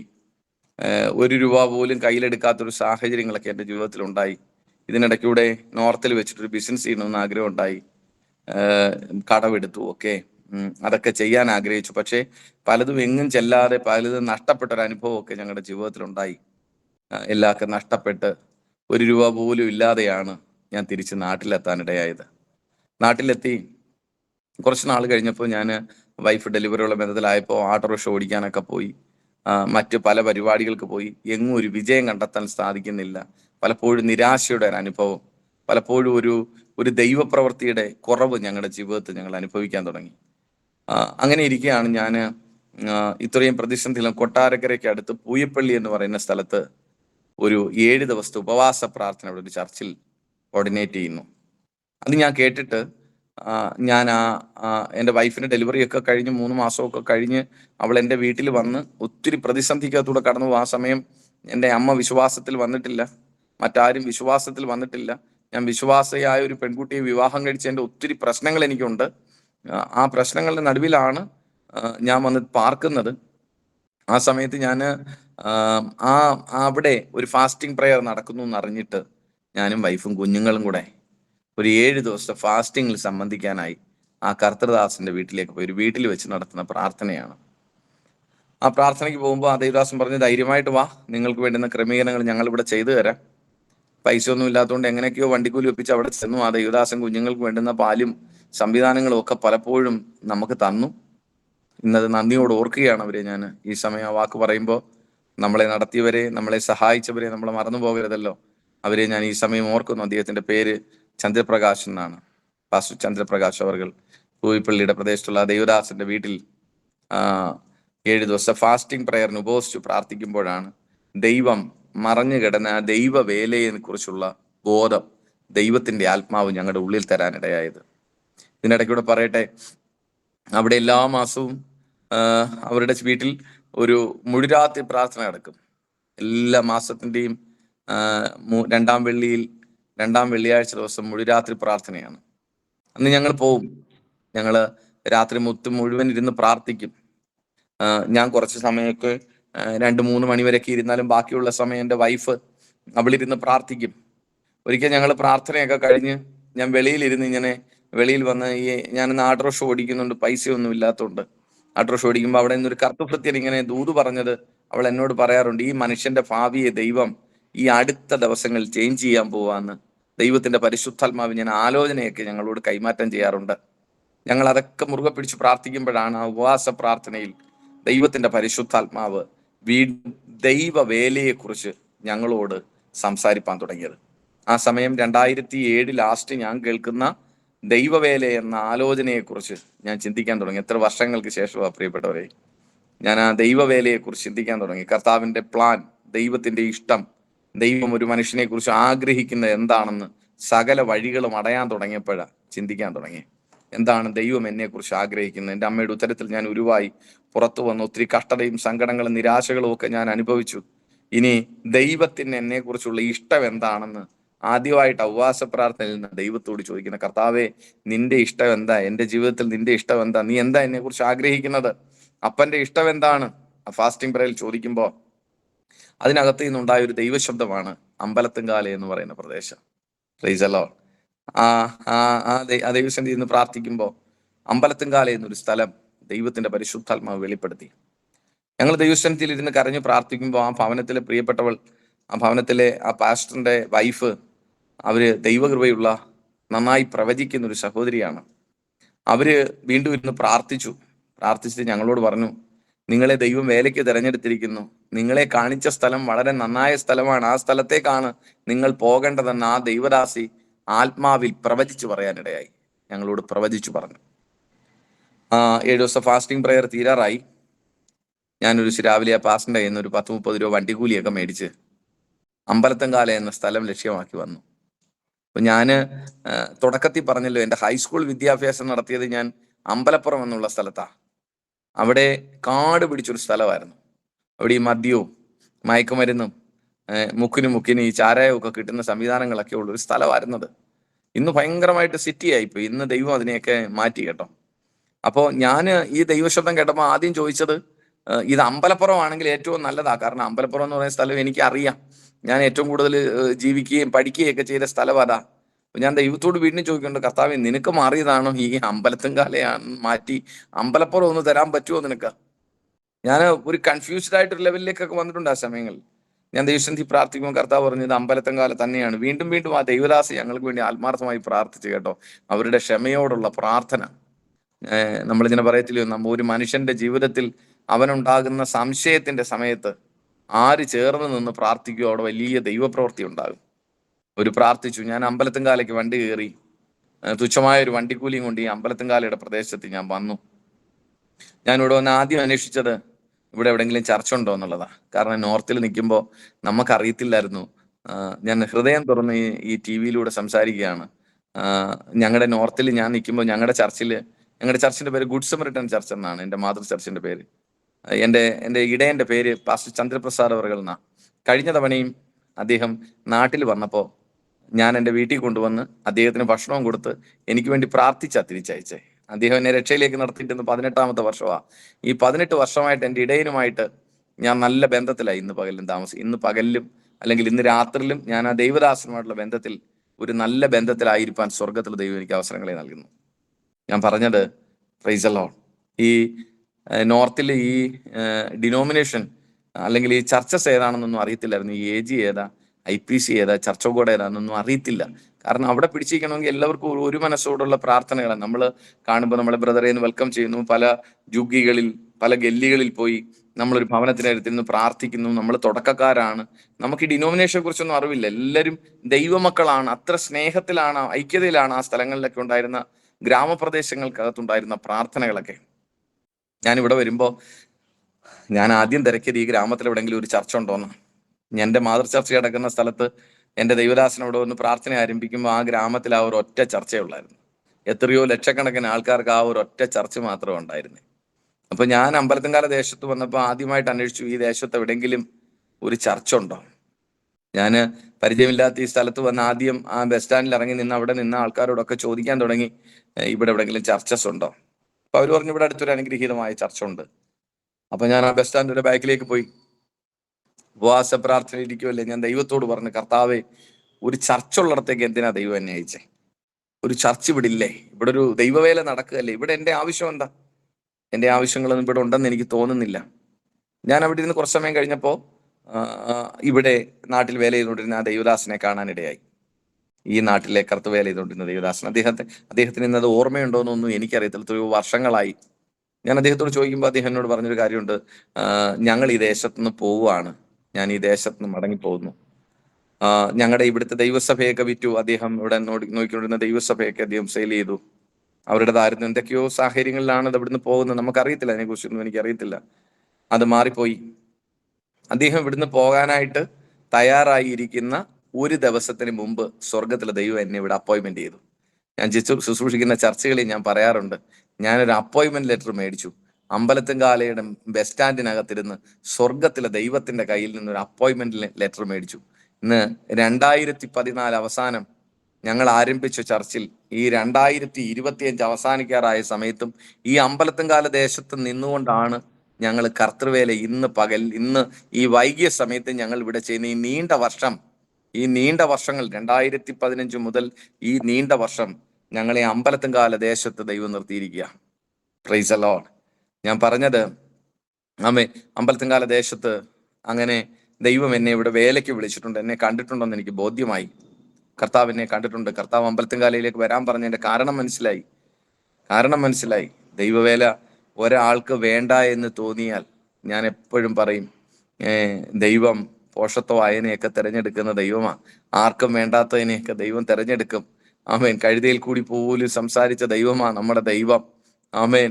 നമ്മുടെ ദൈവത്തിന് പ്രവർത്തിക്കാൻ ആരെയും സ്വർഗത്തിലെ അപ്പൻ തിരഞ്ഞെടുക്കും. അവിടെ കുടുംബമഹിമ പ്രശ്നമല്ല, അവിടെ നിറം പ്രശ്നമല്ല, അവിടെ മറ്റൊന്നും പ്രശ്നമല്ല. ദൈവത്തിന്റെ തിരഞ്ഞെടുപ്പ് ഒരു ഭക്തന്റെ മേലുണ്ടാകും.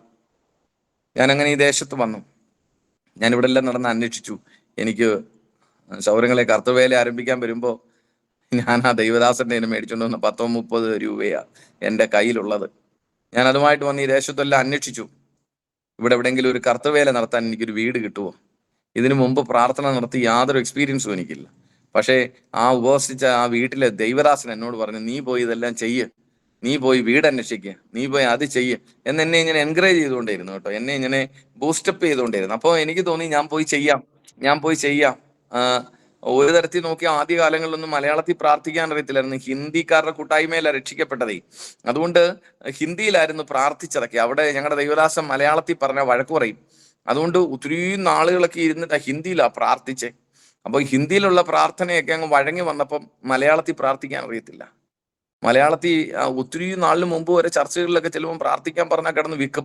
പിന്നെ അങ്ങ് ഹിന്ദിയിൽ അങ്ങ് പ്രാർത്ഥിക്കാം. അപ്പൊ ആൾക്കാർ വിചാരിക്കും ഇവനെ ഏതോ വലിയ ഹിന്ദിക്കാരൻ വന്നേക്കോ, ഇവിടെ വലിയ പ്രാർത്ഥിക്കാൻ. സത്യമായിട്ടും അതുകൊണ്ടല്ല. കാരണം വാക്കുകളൊന്നും മലയാളത്തിൽ കിട്ടത്തില്ല. മലയാളത്തിൽ ഈ ഹിന്ദിക്കാരുടെ ഇടയിലൊക്കെ ശുശ്രൂഷ ചെയ്യുന്ന വേലക്കാർ ഇവിടെ വരുമ്പോൾ അവരുടെ വാക്കുകൾ പലതും 30 വാക്ക് പറഞ്ഞാൽ 20 വാക്ക് ഹിന്ദി. അത് കുറ്റം കൊണ്ടല്ല, അവരുടെ പ്രശ്നം കൊണ്ടല്ല, അവരുടെ ആ സംസ്കാരം, അവരുടെ രീതികളൊക്കെ അങ്ങനെ ആയിപ്പോയത് കൊണ്ടാണ്. ഞാൻ ആ ദൈവദാസനെ ഒത്തിരി ബൂസ്റ്റപ്പ് ചെയ്തപ്പോൾ ഈ ദേശത്തെല്ലാം വന്ന് ഞാൻ വീട് അന്വേഷിക്കാൻ തുടങ്ങി. വീടുകൾക്കൊക്കെ വലിയ വാടക ഉള്ള വീടുകളാണെങ്കിൽ ഇവിടെ ആരും പ്രാർത്ഥനയ്ക്കും തരത്തില്ല. അങ്ങനെ ഞാൻ നടന്ന് വീണ്ടും അവിടെ പോയിരുന്നു പ്രാർത്ഥിക്കാൻ തുടങ്ങി. പ്രാർത്ഥിച്ചപ്പോൾ അവിടുത്തെ പ്രാർത്ഥനയിൽ അവിടുത്തെ ദൈവദാസനോട് ആത്മാവിൽ ഇങ്ങനെ പ്രവചിച്ചിട്ട് പറഞ്ഞു, നിനക്ക് കിട്ടാൻ പോകുന്ന വീട്, നീ അന്വേഷിക്കുന്ന വീട് ഒരു വയറിനകത്ത്, ഒരു നീല വയറിനകത്ത് 2 താക്കോലുകൾ കൂട്ടിക്കെട്ടി നിന്നെ ഏൽപ്പിക്കും. ഒരു നീല വയർ. ഇന്ന് ഞാൻ അവരെന്നോട് പറഞ്ഞ പ്രവചനം ഞാനത് അങ്ങനെ ഓർക്കും. ഒരു നീല വയറിനകത്ത് കൂട്ടിക്കെട്ടി 2 ചെറിയ താക്കോലുകൾ നിന്നെ ഏൽപ്പിക്കും. ആ വീടിന്റെ ബാക്ക് സൈഡിൽ നീ നോക്കിയാൽ ആ ബാക്ക് സൈഡിൽ നിൽക്കുന്ന ഒരു കപ്പയ്ക്കാമരം, നിങ്ങൾക്ക് ഈ കപ്പയ്ക്കാമരം എന്നൊക്കെ പറഞ്ഞാൽ അറിയാം, ഓമയ്ക്ക എന്നൊക്കെയാ പലരും പല നാടുകളിൽ പറയുന്നത്. അത് പൂത്തു നിൽക്കും. അതിന്റെ ബാക്ക് സൈഡിൽ അത് പൂത്തു നിൽക്കുന്ന വലിയൊരു കപ്പ വൃക്ഷത്തിന് കാണാൻ പറ്റും. അത് ആ വീടിന്റെ ഫ്രണ്ടിൽ നിൽക്കുമ്പോൾ നിനക്കത് കാണാം. ബാക്കിൽ നിൽക്കുന്ന കപ്പ പൂത്തു നിൽക്കുന്നത്. ഞാൻ അങ്ങനെയൊന്നും കണ്ടിട്ടേ ഒന്നുമില്ല. ഈ കപ്പ മരമൊക്കെ, ഈ കപ്പയ്ക്ക കിട്ടുന്ന മരമൊക്കെ പൂത്തു നിൽക്കുന്നതൊക്കെ നമ്മൾ കപ്പയ്ക്ക ഇവിടെ റെയിൽവേ ട്രാക്കിന്റെ സൈഡിലൊക്കെ ഞാൻ ജനിച്ച് വളർന്നു. അവിടെയൊക്കെ കപ്പ മരങ്ങൾ, അവിടെയൊക്കെ പോയി നമ്മൾ ഇഷ്ടമുള്ളത് പിച്ചിന്ന് കൊണ്ടുവരുന്നു. പൂത്തു നിൽക്കുന്നതിനെ കുറിച്ചൊന്നും ഞാൻ അങ്ങനെ ചിന്തിച്ചിട്ട് കൂടിയില്ല. ഞാൻ അങ്ങനെ ഈ ദേശത്ത് വന്ന് നടന്ന് ഇവിടെ എല്ലാം വന്ന് അന്വേഷിച്ച് വന്നപ്പോൾ ഒരു റെയിൽവേ ട്രാക്കിന്റെ സൈഡിൽ ഞാൻ പോയി. ഒരു റെയിൽവേ ട്രാക്കിന്റെ സൈഡിൽ അവിടെ ചെന്നപ്പോൾ കാണാം കാട് പിടിച്ച് കിടക്കുന്ന ഒരു വീട്. ഒരു കാട് കയറി ഭയങ്കരമായ ഒരു വീട്. ആ വീടിന്റെ ഫ്രണ്ടിൽ പോയി നോക്കി, ഒരു ഗ്രില്ല് വെച്ച് ചേർത്ത് അടച്ചിരിക്കുന്നു. ഞാൻ ആ വീട് നോക്കിയപ്പോൾ അതിന്റെ ഫ്രണ്ടിൽ ഒരു 3 റൂം അത് വാർത്തതാണ്. ബാക്കിയുള്ളതെല്ലാം ഓടിട്ടതായിരുന്നു. അതൊരു പൊളിച്ചു കളഞ്ഞേക്കുക. ഈ 3 റൂം സ്ട്രോങ് ആയിട്ട് നിൽപ്പുണ്ട്. അപ്പൊ ഞാൻ അവിടെ നിന്ന് ആ വീടിന്റെ ഫ്രണ്ടിൽ നിന്നപ്പോൾ ചെറിയൊരു ഗേറ്റ് അതിങ്ങനെ വയറുകൊണ്ട് കെട്ടി വെച്ചിട്ടുണ്ട്.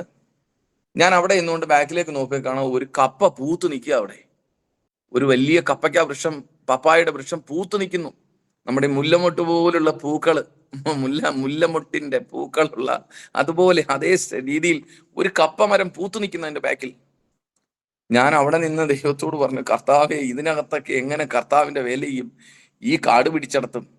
ഈ സൗരങ്ങളെ നിങ്ങൾക്ക് അറിയാവോന്ന് എനിക്ക് അറിയത്തില്ല. ഈ നോർത്തിലൊക്കെ പോയി നമ്മൾ ജോലി ചെയ്താൽ പിന്നെ നാട്ടിലോട്ട് നമുക്ക് വന്ന് താമസിക്കാൻ തോന്നത്തില്ല.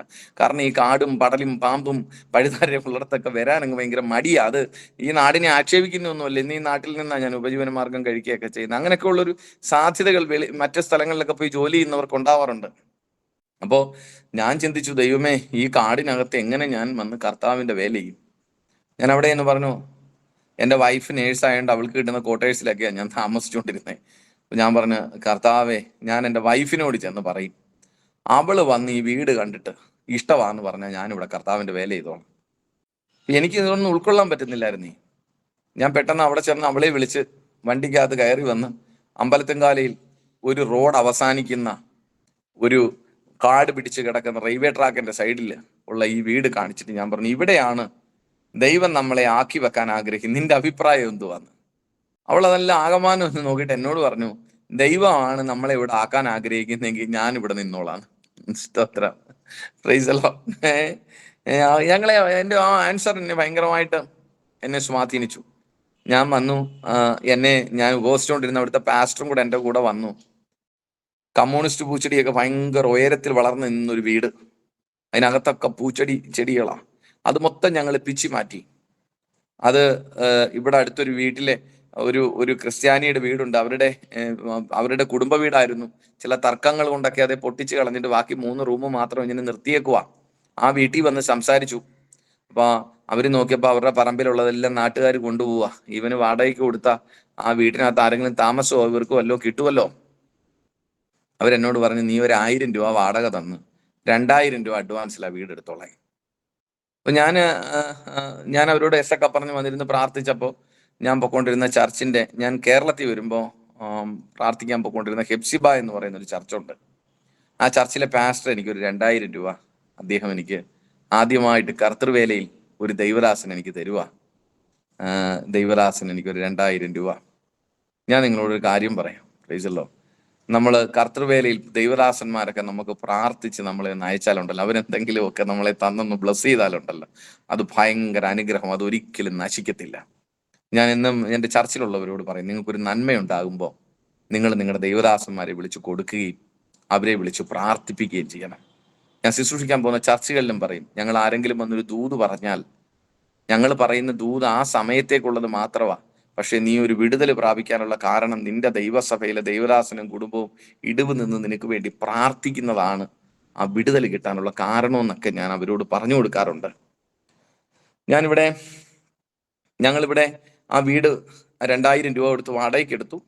ഞങ്ങളത് പൂച്ചെടിയൊക്കെ പിച്ചിക്കളഞ്ഞു, കമ്പുകളൊക്കെ മാറ്റി, ഡോറുകളൊക്കെ പൊളിഞ്ഞൊരു വീടാ. ഞങ്ങളത് ഒന്നെടുത്തിട്ട് ഇന്ന് പോലീസ് ഡിപ്പാർട്ട്മെന്റിൽ ജോലിയുള്ള ഒരു സഹോദരൻ എൻ്റെ വീടിനടുത്തുള്ളതാ. അദ്ദേഹം ഞങ്ങളോടൊക്കെ സ്നേഹമുണ്ട്. പണ്ട് അദ്ദേഹമാണ് ആദ്യമായിട്ട് കുറച്ച് KP യോഹന്നാന്റെ അവിടുന്ന് കൊടുത്ത ബൈബിളുകൾ, അന്ന് എപ്പോഴോ പുള്ളി ജോലിയൊക്കെ കിട്ടുന്നതിന് മുമ്പ് പുള്ളിക്ക് കിട്ടി. പുള്ളി വീട്ടിൽ കയറ്റാത്തോണ്ട് തെങ്ങിന്റെ തടത്തിൽ കൊണ്ടിട്ട് അതിലൊരു വലിയ ബൈബിൾ എനിക്ക് തന്നിട്ടുണ്ടായിരുന്നു.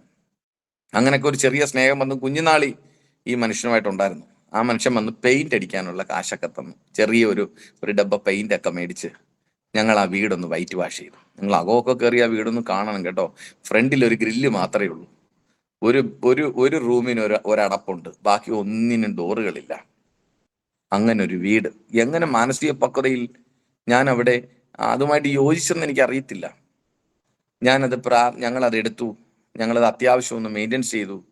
ഞങ്ങൾ അവിടെ പ്രാർത്ഥിച്ച് ആ ദൈവദാസനെയും ഞാൻ കേരളത്തിൽ വരുമ്പോൾ കൂടിക്കൊണ്ടിരുന്ന ചർച്ചിലെ ആ ദൈവദാസനെയൊക്കെ വിളിച്ച് ഞങ്ങളോടൊരു ബുധനാഴ്ച പ്രാർത്ഥന ആരംഭിച്ചു. കണ്ടിന്യൂസ് ആയിട്ട് അവിടെ ബുധനാഴ്ച പ്രാർത്ഥന തുടങ്ങി. ഞായറാഴ്ച ദിവസങ്ങളിൽ കൊട്ടാരക്കര ഹെപ്സിബ എന്ന് പറയുന്ന ഒരു ചർച്ചിൽ ഞാൻ കൂട്ടായ്മയ്ക്ക് കുടുംബമായി കടന്നു പോകും. അങ്ങനെ കുറച്ച് നാളിങ്ങനെ മുമ്പോട്ട് പോയി ബുധനാഴ്ച പ്രാർത്ഥന ശക്തി പിടിച്ചു. നമ്മളെ ഒരു ദേശത്ത് ദൈവം കണ്ടിട്ടുണ്ടെങ്കിലുണ്ടല്ലേ, ആ സ്ഥലത്ത് വേണ്ടുന്ന ക്രമീകരണങ്ങളെല്ലാം നമ്മുടെ സ്വർഗത്തിലെ ദൈവം ചെയ്തോളും. നമ്മളവിടെ വിശ്വസ്തയോടെ ഉറച്ചു നിന്നാൽ മതി. ഞങ്ങളവിടെ നിന്നു. ആ വെള്ളിയാഴ്ച പ്രാർത്ഥന ശക്തി പിടിച്ച് കുറച്ചും കൂടെ മുമ്പോട്ട് വന്നു.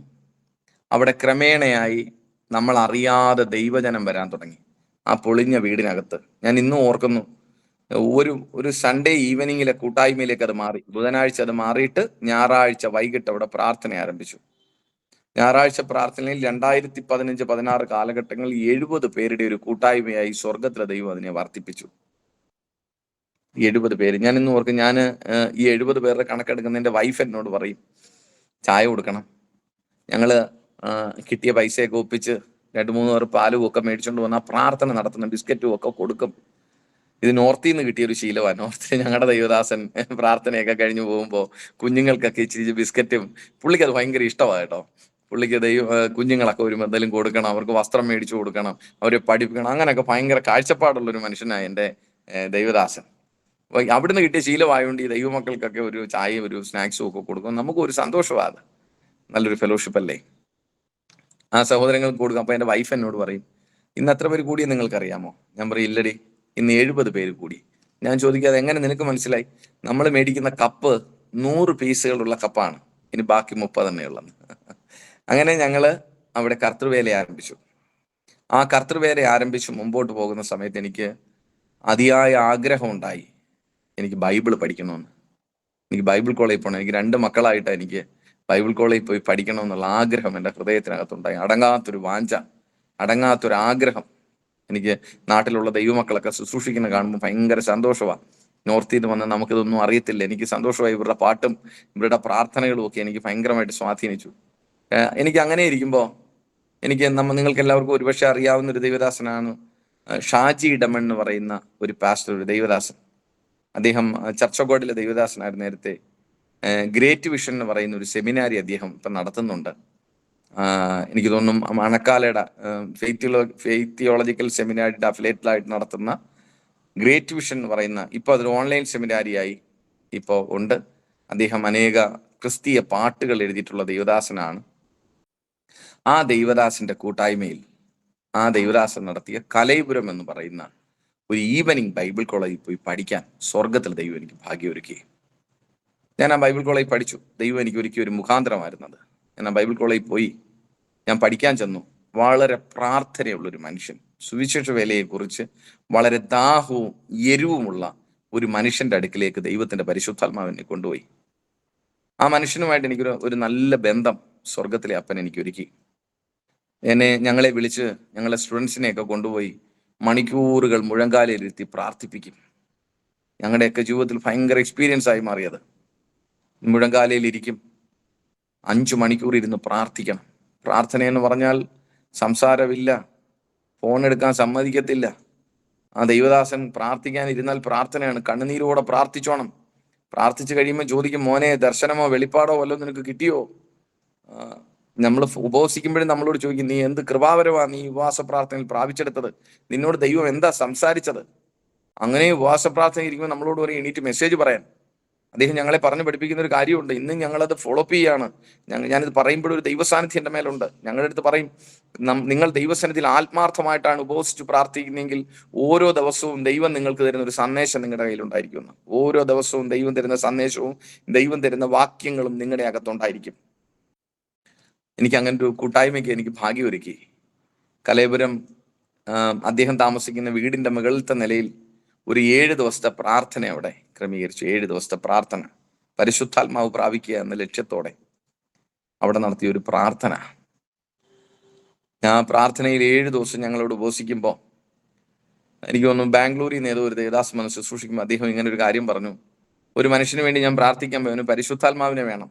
പക്ഷേ പ്രാർത്ഥിച്ച് കഴിഞ്ഞപ്പോൾ അവനെക്കുറിച്ച് ഒരു ദർശനം ദൈവം കാണിക്കുന്നു, ഒരു തയ്യൽ മിഷൻ. അവൻ പരിശുദ്ധാത്മാവ് പ്രാപിക്കുന്നതിന് തടസ്സമായി നിൽക്കുന്ന ഒരു തയ്യൽ മെഷീനാണ്. ഇങ്ങനൊരു സാക്ഷ്യം എന്നോട് പറഞ്ഞു. എന്നിട്ട് പറഞ്ഞു, പണ്ട് കുറച്ച് നാളുകൾക്ക് മുമ്പ്, വർഷങ്ങൾക്ക് മുമ്പ് തന്റെ സ്നേഹിതന്റെ കയ്യിൽ നിന്ന് ഒരു തയ്യൽ മെഷീൻ മേടിച്ചിട്ട് മടക്കി കൊടുത്തില്ല. ഇന്ന് ആ തയ്യൽ മെഷീൻ മണ്ണോടൊക്കെ ചേർന്നെങ്കിലും സ്വർഗത്തിന്റെ സന്നിധിയിൽ ആ കള്ളത്തരം അങ്ങനെ തന്നെ നിൽക്കുക. അദ്ദേഹം അത് ഏറ്റുപറഞ്ഞ് ഉപേക്ഷിച്ച് പ്രാർത്ഥിക്കാൻ തുടങ്ങിയപ്പോൾ തനിക്ക് പരിശുദ്ധാത്മാവിനെ ലഭിച്ചു എന്ന് പറയാനൊരു സാക്ഷ്യം ഞാൻ കേൾക്കാനിടയായി. ഞാനിങ്ങനെ പ്രാർത്ഥിക്കുമ്പോൾ എന്നെ ബൈബിൾ പഠിപ്പിക്കുന്ന അധ്യാപകൻ എന്നോട് പറഞ്ഞു, മോനെ 2-3 ഷീറ്റ് പേപ്പർ കൊണ്ട് തന്നിട്ട് എന്നോട് പറഞ്ഞു, നിന്റെ ജീവിതത്തിൽ പറ്റിയ അബദ്ധങ്ങളും പോരായ്മകളും ഒക്കെ നീ ഒന്ന് എഴുത്. നിന്റെ ജീവിതത്തിൽ പറ്റിയ പാപങ്ങളൊക്കെ നീ ഒന്ന് എഴുത്. അപ്പൊ അദ്ദേഹത്തിന് അറിയാം ഞാൻ ഷാപ്പിൽ നിന്നിട്ടുണ്ട്, ഞാൻ മ്ലേച്ഛതയിൽ പോയൊരു മനുഷ്യനാണെന്നൊക്കെ അദ്ദേഹത്തിന് അറിയാം. അപ്പോൾ ഞാനത് എഴുതാൻ തുടങ്ങിയപ്പോൾ എൻ്റെ ഹൃദയത്തിൽ ആദ്യം തോന്നി, ഈ മനുഷ്യനെ മേടിച്ച് വായിച്ചു നോക്കാനാണോ? അപ്പോഴും എൻ്റെ ഹൃദയത്തിൽ ദൈവത്തിന്റെ ആത്മാവിന്റെ ഒരു ചിന്ത വന്നു, ഇത് വായിച്ചു നോക്കിയാലും എന്നെ ബൈബിള് പഠിപ്പിക്കുന്ന എൻ്റെ അധ്യാപകനല്ലേ വായിച്ചു നോക്കുന്നത്, അദ്ദേഹം പറഞ്ഞതല്ലേ, അത് വായിച്ചു നോക്കിയാലും പ്രശ്നമില്ല, ഞാൻ എഴുതും. ഞാനത് എഴുതി എഴുതി എഴുതി വന്നപ്പോൾ അദ്ദേഹം എന്നോട് പറഞ്ഞു, ഇത് എഴുതുന്നത് ഞാൻ വായിച്ചു നോക്കാൻ വേണ്ടിയിട്ടല്ല, നിങ്ങൾക്ക് ബോധമുള്ളതെല്ലാം നിങ്ങൾ എഴുതാൻ പറഞ്ഞു. ഞാനത് എഴുതി എന്നിട്ട് പറഞ്ഞു, അതെല്ലാം മടക്കി വെച്ചു. എന്നിട്ട് പറഞ്ഞു, ഇനി ദൈവത്തോട് പറ, മറഞ്ഞിരിക്കുന്നത് എന്തെങ്കിലും ഉണ്ടെങ്കിൽ ദൈവം വെളിപ്പെടുത്താൻ. സൗരങ്ങളെ, 7 ദിവസത്തെ ഫാസ്റ്റിംഗ് പ്രയറിൽ ആത്മാർത്ഥമായിട്ട് ഞാൻ ദൈവസന്നിധിയിൽ കർത്താവിനോട് നിലവിളിച്ചു പറഞ്ഞു, അപ്പാ, എൻ്റെ ജീവിതത്തിൽ മറഞ്ഞിരിക്കുന്നത് വല്ലതും ഉണ്ടെങ്കിൽ ദൈവം എന്നെ ഒന്ന് വെളിപ്പെടുത്തണം. നിങ്ങൾക്കറിയാമോ, വലിയൊരു സ്ക്രീനിൽ ദൈവം എൻ്റെ ജീവിതത്തെ വരച്ചു കാട്ടി. ഒരു വിഷ്വൽ കാണുന്നത് പോലെ, ഒരു ദർശനം കാണുന്നത് പോലെ എൻ്റെ അതുവരെയുള്ള എൻ്റെ ജീവിതത്തെ ദൈവം എനിക്ക് വെളിപ്പെടുത്തി. ഞാൻ ദൈവസന്നിധിയിൽ കരഞ്ഞ് നിലവിളിച്ചു. എൻ്റെ ജീവിതത്തിൽ ഒരു അനുഭവം ഉണ്ടായി. ആ മുകളിലത്തെ നിലയിൽ അന്തരീക്ഷത്തിൽ പറന്നു പൊങ്ങുന്നത് പോലെ പറന്നു പൊങ്ങി ദൈവസന്നിധിയിൽ പരിശുദ്ധാത്മാഭിഷേകം പ്രാപിപ്പാൻ സ്വർഗത്തിലെ ദൈവം എന്നോട് കരുണ കാട്ടി. Praise the Lord. അവിടെ വെച്ച് ഒരു ദൈവശക്തി എൻ്റെ മേൽ സ്വർഗത്തിലെ അപ്പൻ അയച്ചു, പരിശുദ്ധാത്മാവിനെ എനിക്ക് നൽകി. പിന്നീട് ഞാൻ മുമ്പോട്ട് പോയി. അമ്പലത്തിൻകാലയിൽ കർത്താവിൻ്റെ വേലയുണ്ട്. ഞാൻ ബൈബിൾ കോളേജിൽ പഠിക്കുന്നു. എനിക്ക് 2 മക്കളുണ്ട്. ഞങ്ങള് രാവിലെ ഞാനും വൈഫും എല്ലാം കൂടെ ഇറങ്ങി. ഞാൻ അവളോട് ഇങ്ങനെ പറയാറുണ്ട്. ഞാൻ അവളോട് പറയടി, നമ്മൾ ജോലി ചെയ്യുന്ന സമയത്ത് രാവിലെ 8 മണിക്ക് ഡ്യൂട്ടിക്ക് കയറിയ ഉച്ചയ്ക്ക് 2 മണി വരെ ചെയ്തെങ്കിലേ ശമ്പളമുള്ളൂ. ഞാൻ ജോലി ചെയ്യുമ്പോൾ രാവിലെ 9 മണിക്ക് കയറണം, 10 മണിക്ക് ജോയിൻ ചെയ്യണം, 5 മണി വരെ ജോലി ചെയ്തെങ്കിലേ പൈസ ഉള്ളൂ. കർത്തൃവേലയിലും അങ്ങനെ. ഞങ്ങൾ എന്ത് ചെയ്യുന്നു ചോദിച്ചാൽ, ഞങ്ങൾ കൊണ്ട് 2 കുഞ്ഞുങ്ങളെ എടുത്തിട്ട് ട്രാക്റ്റുകൾ എടുത്ത് അറിയാവുന്നത് പോലെ ഈ ദേശത്തെല്ലാം അങ്ങ് നടക്കാൻ തുടങ്ങി. ഏത് വീട്ടിലും ചെന്ന് ട്രാക്റ്റ് കൊടുക്കും, ഒന്ന് പ്രാർത്ഥിക്കും, പോരും. പലപ്പോഴും കുഞ്ഞുങ്ങൾക്ക് ഒരു സ്നഗ്ഗി പോലും വെച്ചുകൊണ്ട് പോകാനില്ലാത്ത സമയങ്ങളുണ്ട്. സ്നഗ്ഗി ഒരു ഒരു ഒരു ഒരു ഡൈപ്പർ മേടിച്ച് കുഞ്ഞുങ്ങൾക്ക് ഇട്ടുകൊടുക്കാനുള്ള സാഹചര്യങ്ങളില്ലാത്ത സമയത്തും സുവിശേഷ വേലയുമായിട്ട് ഈ ദേശത്തെല്ലാം പോയി. ഒരു പൊട്ടിപ്പൊളിഞ്ഞ വീട്ടിൽ, എനിക്ക് എത്ര സമയമുണ്ട് എന്ന് എനിക്ക് അറിയത്തില്ല, എങ്കിലും ഞാൻ പറയാൻ ദൈവസന്നിധിയിൽ ശരണപ്പെടുകയാണ്. ഞാൻ ദൈവസന്നിധിയിൽ ആ പൊട്ടിപ്പൊളിഞ്ഞ വീട്ടിൽ ഞങ്ങൾ കർത്തൃവേല ആരംഭിച്ചു. ഇങ്ങനെ അങ്ങനെ ഞങ്ങൾ ഈ ദേശത്ത് ഇങ്ങനെ രാവിലെ പോവും, ഓരോ ഭവനങ്ങൾ കയറി ഇറങ്ങും, ട്രാക്റ്റുകൾ കൊടുക്കും, പ്രാർത്ഥിക്കും. അങ്ങനെ പ്രാർത്ഥിച്ച് ദേശത്തെല്ലാം നടന്ന് ഒരു പൊട്ടിപ്പൊളിഞ്ഞ വീടിനകത്ത് ഈ ദേശക്കാരെല്ലാം പലപ്പോഴും നിന്ദിച്ചിട്ടുണ്ട്. പലപ്പോഴും നമ്മൾ പറയത്തില്ലയോ, ഈ ആക്രിക്കാരൊക്കെ താമസിക്കുന്നത് പോലെ ഒരു പൊട്ടിപ്പൊളിഞ്ഞ വീട്ടിൽ ഞാൻ കുഞ്ഞുങ്ങളുമായിട്ട് താമസിച്ചത്. ഞാൻ ഇന്നും ഓർക്കുക, ഞങ്ങൾ ആദ്യമായിട്ട് കർത്താവിൻ്റെ വേല ആരംഭിക്കുമ്പോൾ ഞങ്ങളുടെ കയ്യിലുണ്ടായിരുന്നത് എൻ്റെ വൈഫിനൊരു ചുരിദാർ, ഒരു നെറ്റിൻ്റെ ചുരിദാർ, എനിക്കൊരു 2 ഷർട്ടും എനിക്ക് തോന്നുന്നു ഒരു പാൻറ്റും, എൻ്റെ മൂത്തവൾക്ക് കൊട്ടാരക്കര ചർച്ചിൽ നിന്ന് ഒരാൻറ്റി തന്ന ഒരു ഉടുപ്പ്, എൻ്റെ മകൾക്കും എൻ്റെ മൂത്തവൾക്കും അങ്ങനെ എന്തോ 1-2 ഉടുപ്പുകളുമായിട്ടാ, ഒരു ചെറിയ ബാഗിനകത്ത് കൊള്ളുന്ന സാധനങ്ങളുമായിട്ടാണ് ഞങ്ങൾ കർത്താവിൻ്റെ വേലയ്ക്ക് അമ്പലത്തിൻകാലയിൽ വന്നേ. അമ്പലത്തിൻകാലയിൽ വന്ന് ഞങ്ങൾ വേല ആരംഭിച്ച് ഈ പ്രാർത്ഥിച്ച് ആരംഭിക്കുമ്പോൾ ഇന്ന് ഞാൻ ഓർക്കുക, ഒരു പൂയപ്പള്ളിയിൽ നിന്നൊരു സഹോദരങ്ങള് ഞങ്ങളുടെ അന്നത്തെ ആ ചെറിയ പ്രാർത്ഥനാ ഗ്രൂപ്പ് പ്രാർത്ഥിച്ച് ആരംഭിക്കുമ്പോൾ വന്നു. അവർ വന്നപ്പോൾ ഞങ്ങൾക്ക് ആദ്യമായിട്ട് കൊണ്ടുവരിക കുറച്ച് പ്ലേറ്റും പാത്രങ്ങളും ഗ്ലാസ്സുകളും ഒക്കെ. ഇന്ന് ഞാൻ ഈ സാക്ഷ്യം പറഞ്ഞുകൊണ്ടെങ്കിൽ എന്നെ പരിശുദ്ധാത്മാവ് അത് ഓർമ്മിപ്പിക്കുക. നമുക്ക് ദൈവവേലയ്ക്ക് വേണ്ടി നമ്മൾ ഇറങ്ങിത്തിരിക്കുന്നത്, നമുക്ക് വേണ്ടുന്ന എല്ലാം ദൈവം കരുതിയിട്ടുണ്ട്. ഒരു ചെരുപ്പ് പോലും ഇല്ലാതെ കർത്താവിൻ്റെ വേലയ്ക്കൊന്നും സ്വന്തമായിട്ടുണ്ടെന്ന് പറയാൻ ഒന്നുമില്ല. ഉണ്ടായിരുന്നത് മുഴുവൻ പോയി. അവസാനം കിട്ടിയ ഒരു ഗ്ലാസും, അവസാനം കിട്ടിയ ഒരു പ്ലേറ്റും, അവസാനം കിട്ടിയ ഒരു ഡബ്ബയ്ക്കൊക്കെ ഇത്രമാത്രം വിലയുണ്ടെന്ന് പിന്നീടാണ് മനസ്സിലായി. അത് മേടിച്ച് അവിടെ കർത്താവിൻ്റെ വേല ആരംഭിച്ചേ. നീണ്ട ദിവസങ്ങളിൽ ഇങ്ങനെ ഞങ്ങൾ കർത്തൃവേലയ്ക്ക് വേണ്ടി നടന്നു. 3 മാസം അങ്ങനെ നടന്നപ്പോൾ ദൈവത്തിന് പ്രസാദം ഉണ്ടായി. ഞങ്ങൾക്ക് ഒരു ബൈക്ക് ദൈവം തന്നു. 2 ദൈവദാസന്മാരിലൂടെ ചേർന്ന് ഒരു സെക്കൻഡ് ഹാൻഡ് ബൈക്ക് ഞങ്ങൾക്ക് മേടിച്ചു തന്നു. കൊട്ടാരക്കര ഞാൻ ചർച്ചുമായിട്ട് ചേർന്ന് നിൽക്കുന്ന സമയത്താണ്. ഞാനിവിടെ കർത്തൃവേല ചെയ്തു കുറച്ചും കൂടെ മുമ്പോട്ട് പോയപ്പോൾ ഞങ്ങളെ സ്നേഹിക്കുന്ന ഒരു ദൈവദാസൻ ഞങ്ങളോട് ചോദിച്ചു, നിങ്ങൾക്ക് എന്താ ആവശ്യം? ഞാൻ പറഞ്ഞു, ഞങ്ങളുടെ ദേശത്തൊരു ഒരു കൺവെൻഷൻ നിങ്ങൾ നടത്തി തന്നാൽ ഞങ്ങൾക്ക് വലിയ സന്തോഷമാകുന്നു. അദ്ദേഹം ഇവിടെ ഒരു കൺവെൻഷൻ, 1 ദിവസത്തെ കൺവെൻഷൻ ഞങ്ങൾക്ക് നടത്തി നൽകി. 10-200 പേരെ കൂട്ടി പല സഭകൾക്കകത്ത് പോയി നോട്ടീസുകളൊക്കെ കൊടുത്ത് ഒരു ചെറിയ കൺവെൻഷൻ 2016 നടത്താൻ ദൈവം എനിക്ക് അവസരം നൽകി. ചെറിയൊരു നമ്മുടെയൊക്കെ ഭാഷയെ പറഞ്ഞ ഒരു മിനി കൺവെൻഷൻ പോലെ ചെറിയൊരു ഓഡിറ്റോറിയം ബുക്ക് ചെയ്ത്, ഒത്തിരി വലിയ കൺവെൻഷൻ ഒന്നുമില്ല, നമ്മുടെ നാട്ടിൽ ആയിരക്കണക്കിന് പേര് കൂടുന്ന കൺവെൻഷനുകളൊക്കെ ഉള്ളിൽ ഒരു കുഞ്ഞൻ കൺവെൻഷൻ, ഒരു ചെറിയ കൺവെൻഷൻ നടത്താൻ ദൈവം എനിക്ക് അവസരങ്ങളെ നൽകി. അങ്ങനെ ഇവിടെ ഈ ചർച്ച മുമ്പോട്ട് പോയി. 10-70 പേർ കൂട്ടായ്മയായി. ഞാൻ ഇവിടെ പ്രവർത്തിച്ചുകൊണ്ടിരിക്കുമ്പോൾ എഴുകോൺ ദേശത്ത് ഒരു പ്രാവശ്യം ഞങ്ങള് സുവിശേഷ വേലയ്ക്കായിട്ട് ഞങ്ങളൊരു ഹൈന്ദവരുടെ ഭവനത്തിൽ പോയപ്പോൾ, ആ ഭവനത്തിൽ ചെല്ലുമ്പോൾ ഒരു ഓടിട്ടൊരു വീട്. ആ വീട്ടിൽ അപ്പനും അമ്മയും 3 മക്കളും കൂടെ താമസിക്കുന്നു. 2 കുഞ്ഞുങ്ങളും 2 ആൺപിള്ളേരും ഒരു പെൺകുട്ടി, അവളുടെ പേര് വർഷ.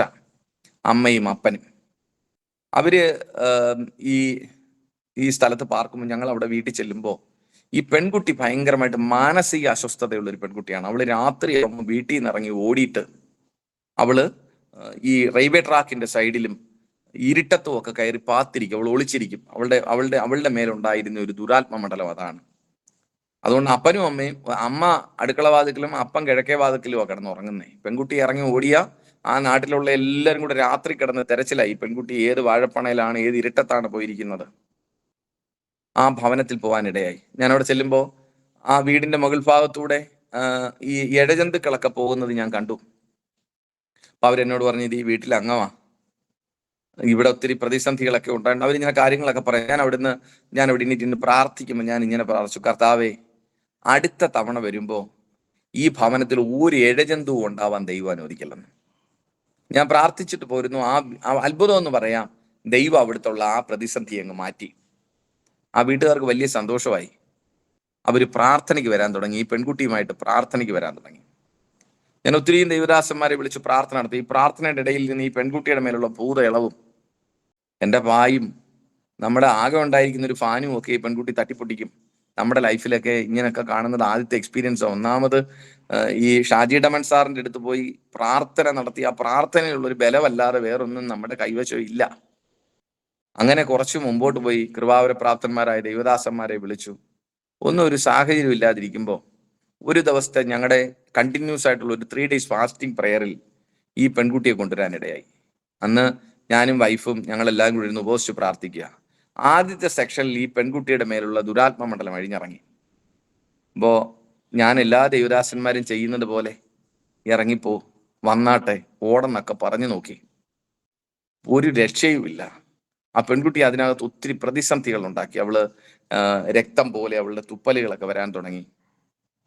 എങ്ങനെയൊക്കെയോ ഞാൻ ഉള്ള സെക്ഷൻ പ്രാർത്ഥിച്ചങ്ങ് നിർത്തി. നമുക്കിതിനെ കുറിച്ച് അറിയത്തില്ല. എന്നിട്ട് ഞാൻ എൻ്റെ വൈഫിനോട് പറഞ്ഞു, എടി, വൈകിട്ടത്തെ സെക്ഷൻ ഇവര് വന്നാൽ ആകെ പ്രശ്നമാവും, അതുകൊണ്ട് പ്രാർത്ഥിച്ചോ, വൈകിട്ട് അവർ വരരുതെന്ന്. ഞാൻ വൈകിട്ട് 6 മണിയായപ്പം പായിട്ട് സ്വോത്രം ചെയ്തു തുടങ്ങിയപ്പോൾ കാണാം ആദ്യമായിട്ട് കയറി വരും ആ പെൺകുട്ടി അപ്പനും അമ്മയും കൂടെ. ഞങ്ങളുടെ ചർച്ചിനകത്ത്, ആ ചെറിയ പൊട്ടിപ്പൊളിഞ്ഞ വീടിനകത്ത് വന്നിരുന്നു. ആദ്യമായിട്ട് ഞാൻ ദൈവമുഖത്തേക്ക് നോക്കി ഒരു കാര്യം അപേക്ഷിച്ചു, കർത്താവേ, ഈ പ്രതിസന്ധിയെ മറികടക്കാൻ നിനക്കല്ലാതെ ആർക്കും പറ്റത്തില്ല. ഈ വിഷയത്തിനകത്ത് എൻ്റെ ദൈവം ഒന്ന് ഇടപെടണം. ഒരു ദൈവദാസന്മാരും അവിടെ വന്നിട്ടില്ല. ആൻറ്റി പ്രാർത്ഥിച്ചുകൊണ്ടിരിക്കെ തന്നെ ആ പെൺകുട്ടി ഇരിക്കുന്ന സ്ഥലത്തുനിന്ന് തെറിച്ചുപോയി വീണിട്ട് അവളുടെ മേലുള്ള ദുരാത്മ മണ്ഡലത്തെ പരിശുദ്ധാത്മാവ് അങ്ങ് അഴിച്ചു. അന്ന് മുതൽ ഈ ദേശത്തൊരു ദൈവസഭയുണ്ടെന്ന് പരിശുദ്ധാത്മാവ് വെളിപ്പെടുത്താനിടയായി. ഞാൻ ഏറെ ചർച്ചയിൽ ചെന്നാലും പറയും, നമ്മുടെ ഒരു ദേശത്തൊരു ദൈവസഭ സ്ഥാപിച്ച ആ ദൈവസഭയ്ക്ക് ഫ്ലെക്സ് ബോർഡും കെട്ടണ്ട, അതിന് വേറൊരു സംവിധാനങ്ങളും ചെയ്യണ്ട, ദൈവസന്നിധി താണിരുന്നാ മതി.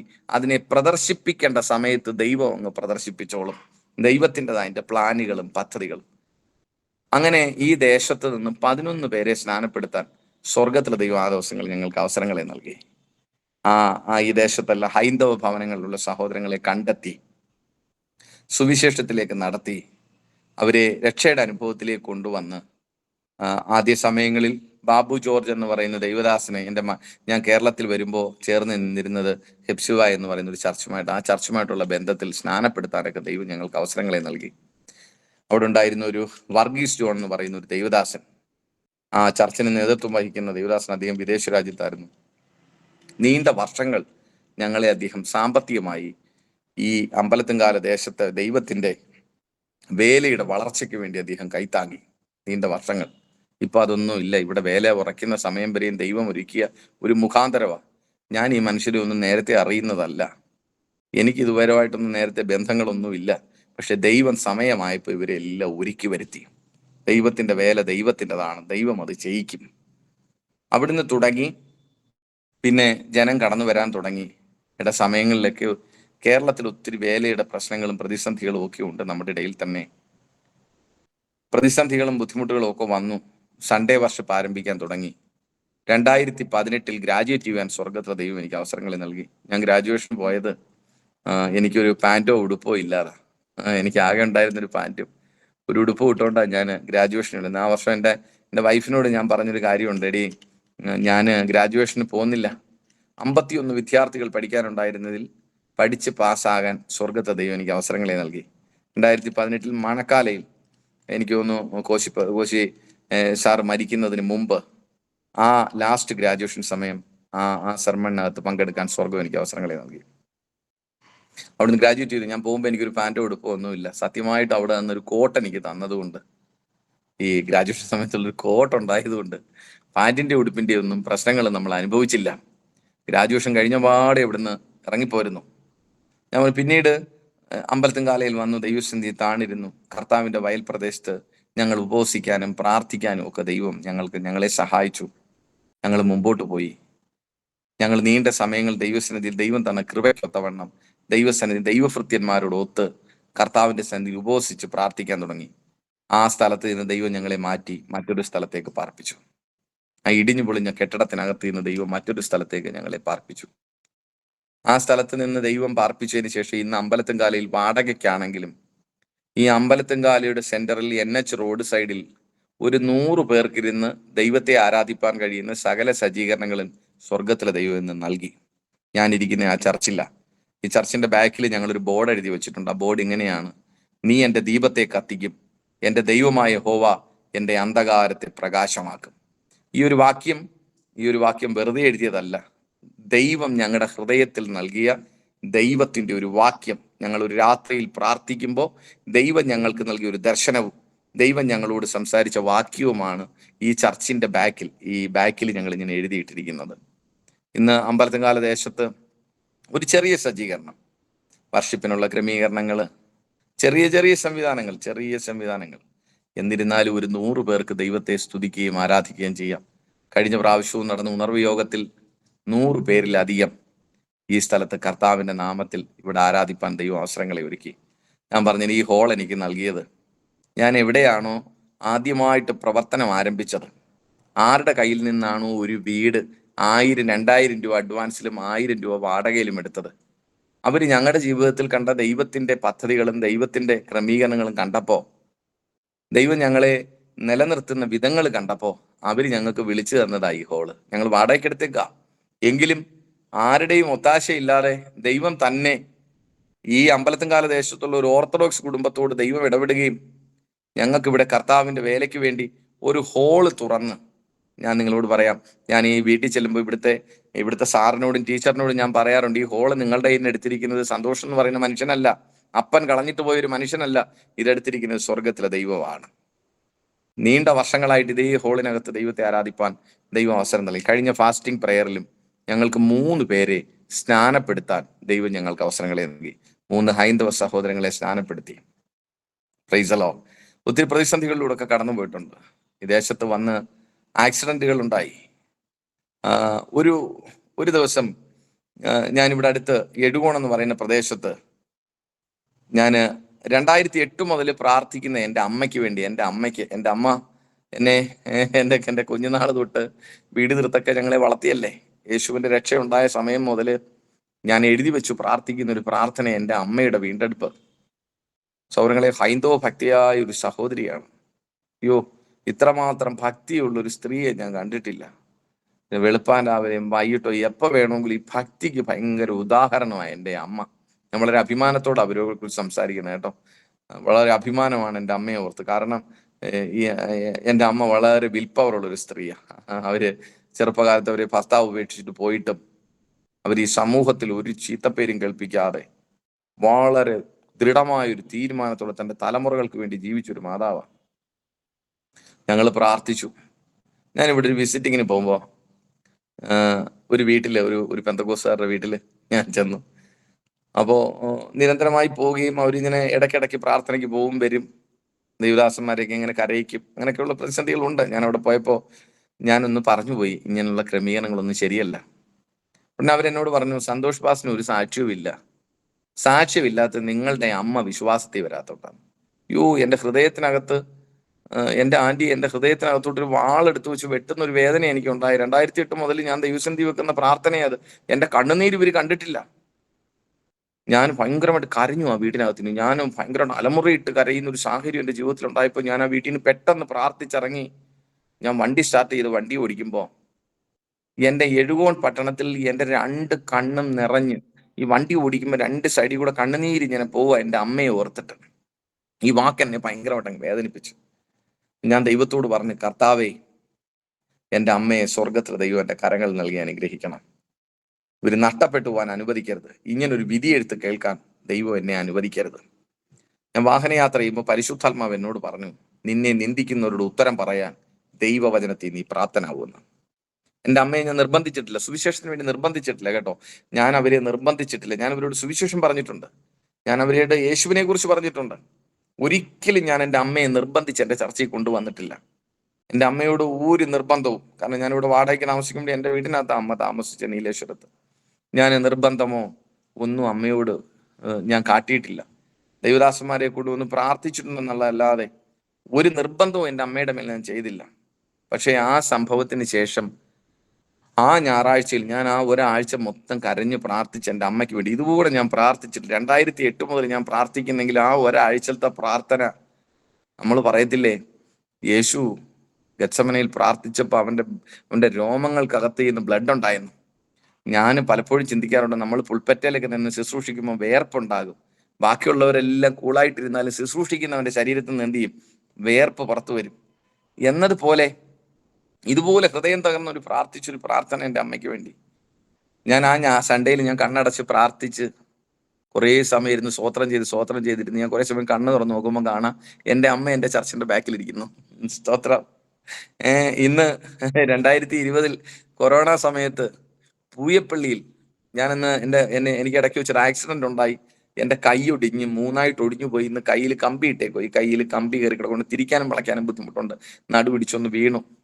ഈ അമ്മ രക്ഷയിലേക്ക് വന്ന് സ്നാനപ്പെടുന്നതിന് മുമ്പാ പൂയപ്പള്ളിയിൽ ഞാൻ ചന്ദ്രപ്രകാശ് പാസ്റ്ററോട് ചേർന്ന് ഞങ്ങൾ ഒരുമിച്ച് അവിടെ ഒരു പൂൾ ഒരു ചെറിയ സംവിധാനം വാടകയ്ക്ക് എടുത്ത് എൻ്റെ അമ്മയെ ജലത്തിൽ സ്നാനം കഴിപ്പാൻ സ്വർഗം ഞങ്ങൾക്ക് അവസരങ്ങളെ നൽകി.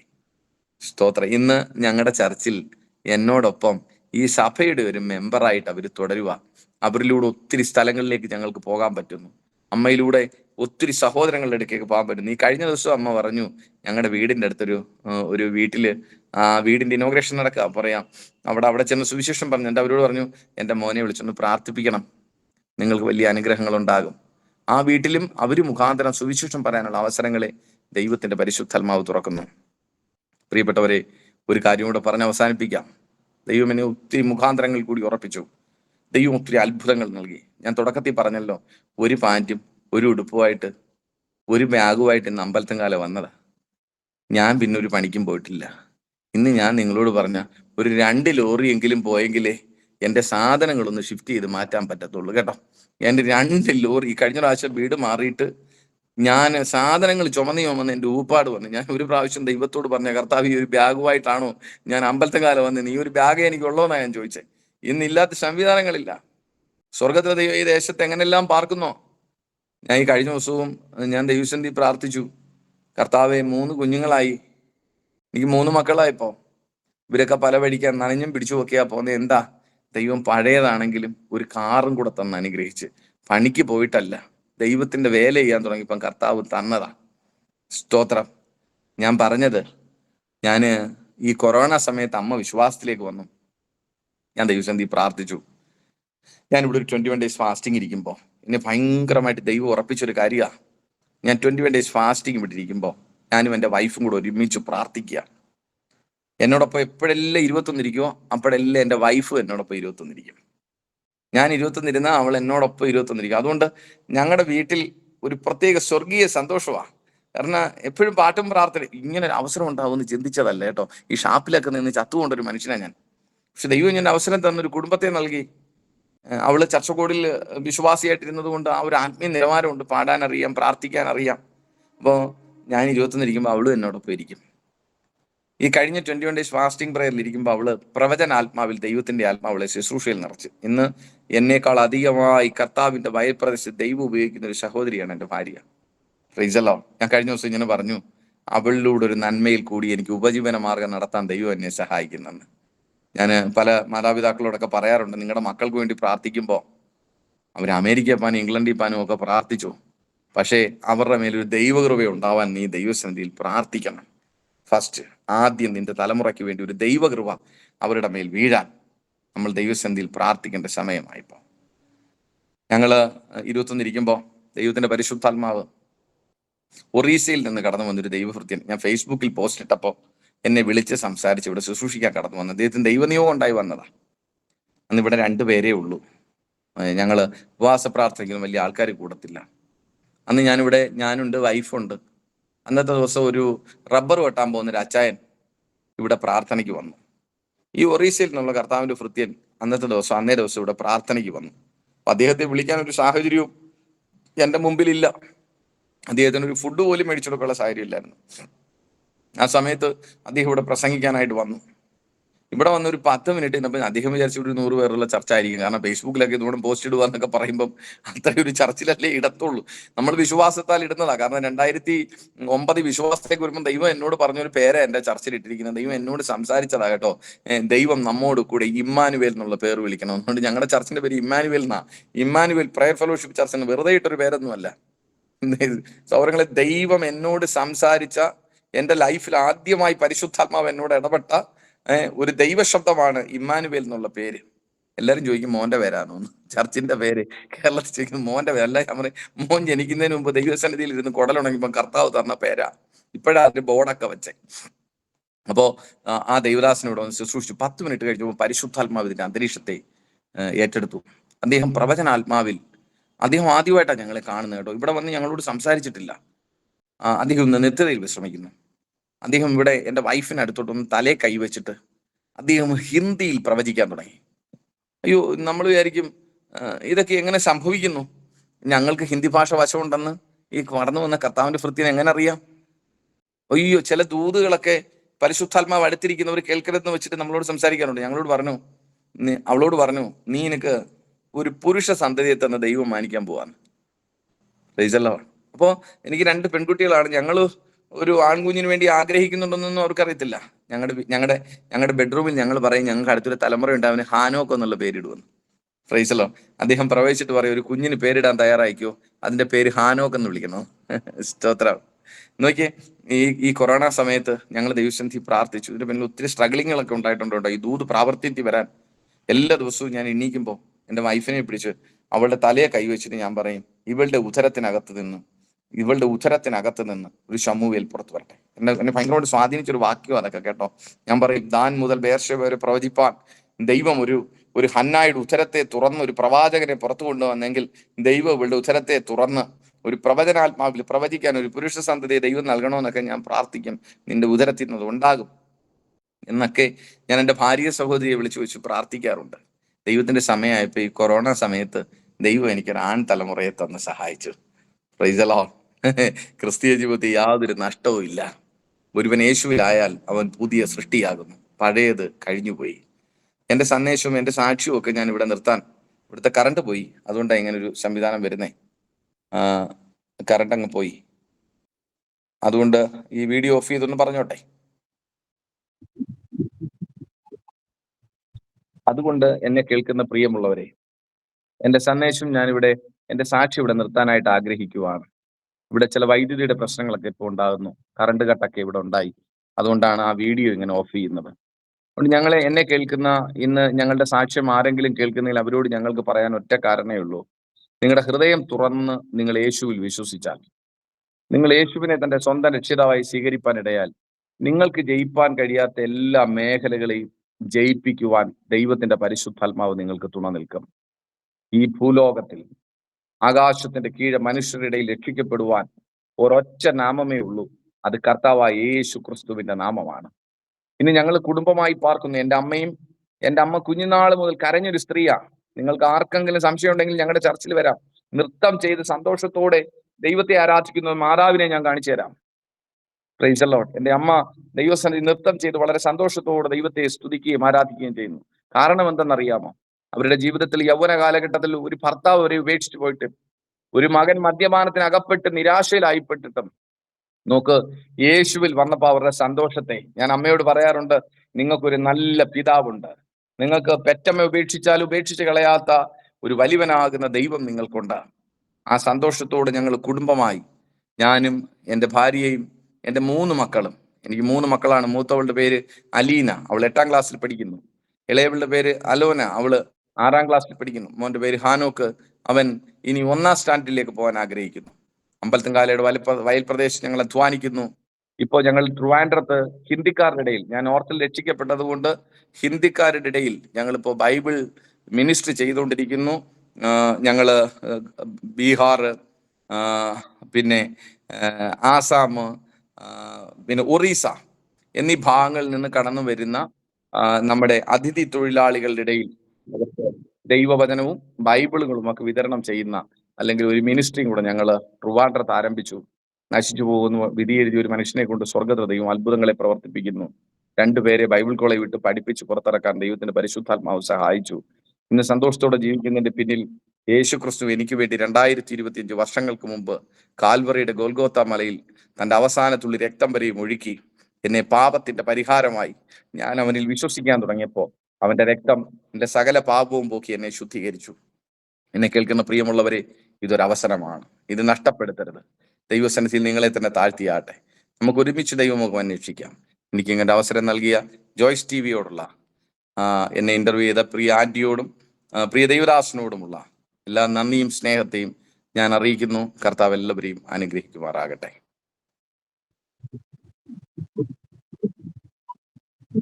ഒരു മനുഷ്യനെ ഉപയോഗിക്കുന്ന വിധങ്ങളും വഴികളുമാണ് നമുക്ക് കേൾക്കുവാൻ കഴിഞ്ഞത്. ഇതുപോലെ അനേക ജീവിതങ്ങൾ കർത്താവായ യേശു ക്രിസ്തുവിനെ അറിയാതെ കടബാധ്യതയിലും ഹല്ലേലൂയ മദ്യപാനത്തിലും ലഹരിക്ക് അടിമകളായൊക്കെ ജീവിക്കുന്ന അനേകരുണ്ട്. അവരൊക്കെയും യേശു ക്രിസ്തുവിനെ അറിഞ്ഞു കഴിയുമ്പോൾ കർത്താവ് അവരുടെ ജീവിതം ഇതുപോലെ മാറ്റിമറിക്കും. കർത്താവിനാൽ കഴിയാത്തതൊന്നുമില്ല എന്ന് പ്രിയ കർത്താവിൻ്റെ ദാസൻ്റെ ജീവിതത്തിലൂടെ കേൾക്കുവാനിടയായി. പ്രിയ കർത്താവിൻ്റെ ദാസനെ ഇത്രത്തോളം സമയം ഞങ്ങളോടായിരുന്നതിൽ ഒത്തിരി നന്ദിയും സ്നേഹവും അറിയിക്കുന്നു. പ്രിയപ്പെട്ട കർത്താവിൻ്റെ ദാസനൊന്ന് പ്രാർത്ഥിച്ചാട്ടെ. ഹല്ലേലൂയ. സ്തോത്രം, സ്തോത്രം. കരുണയുള്ള ദൈവമേ, വിശ്വസ്ത പിതാവേ, ഞങ്ങൾ ഒരുമിച്ച് ദൈവസന്നിധിയിലേക്ക് അടുത്തു വന്ന് പ്രാർത്ഥിക്കുന്ന അപ്പ, ഈ പ്രിയ കർത്തദാസിയോടൊപ്പം അല്പസമയം അടിയനും ഇവിടെ ആയിരിക്കാൻ ദൈവം ഒരുക്കിയ മഹാഭാഗ്യത്തിനായി നന്ദി. കർത്താവെ, സാക്ഷ്യവും സന്ദേശവും കർത്താവെ കേൾക്കുന്ന പ്രിയപ്പെട്ടവരുടെ ജീവിതത്തിൽ ദൈവനാമം മഹത്വപ്പെടുമാറാകണമെന്ന് പ്രാർത്ഥിക്കുന്നു. കർത്താവെ, അപ്പ ഇത് കേൾക്കുന്ന എല്ലാവരെയും സ്വർഗം അനുഗ്രഹിക്കണം. ഇതിന് നേതൃത്വം കൊടുക്കുന്ന പ്രിയപ്പെട്ട പാസ്റ്ററായി മാന്റിക്കായി പ്രാർത്ഥിക്കുന്ന സ്വർഗത്തിലെ ദൈവം അവരുടെ മിനിസ്ട്രിയും അവരെയും സ്വർഗം അനുഗ്രഹിക്കണമെന്ന് പ്രാർത്ഥിക്കുന്നു. സമസ്ത വിഷയങ്ങളെയും ദൈവകരങ്ങളിൽ ഏൽപ്പിക്കാം.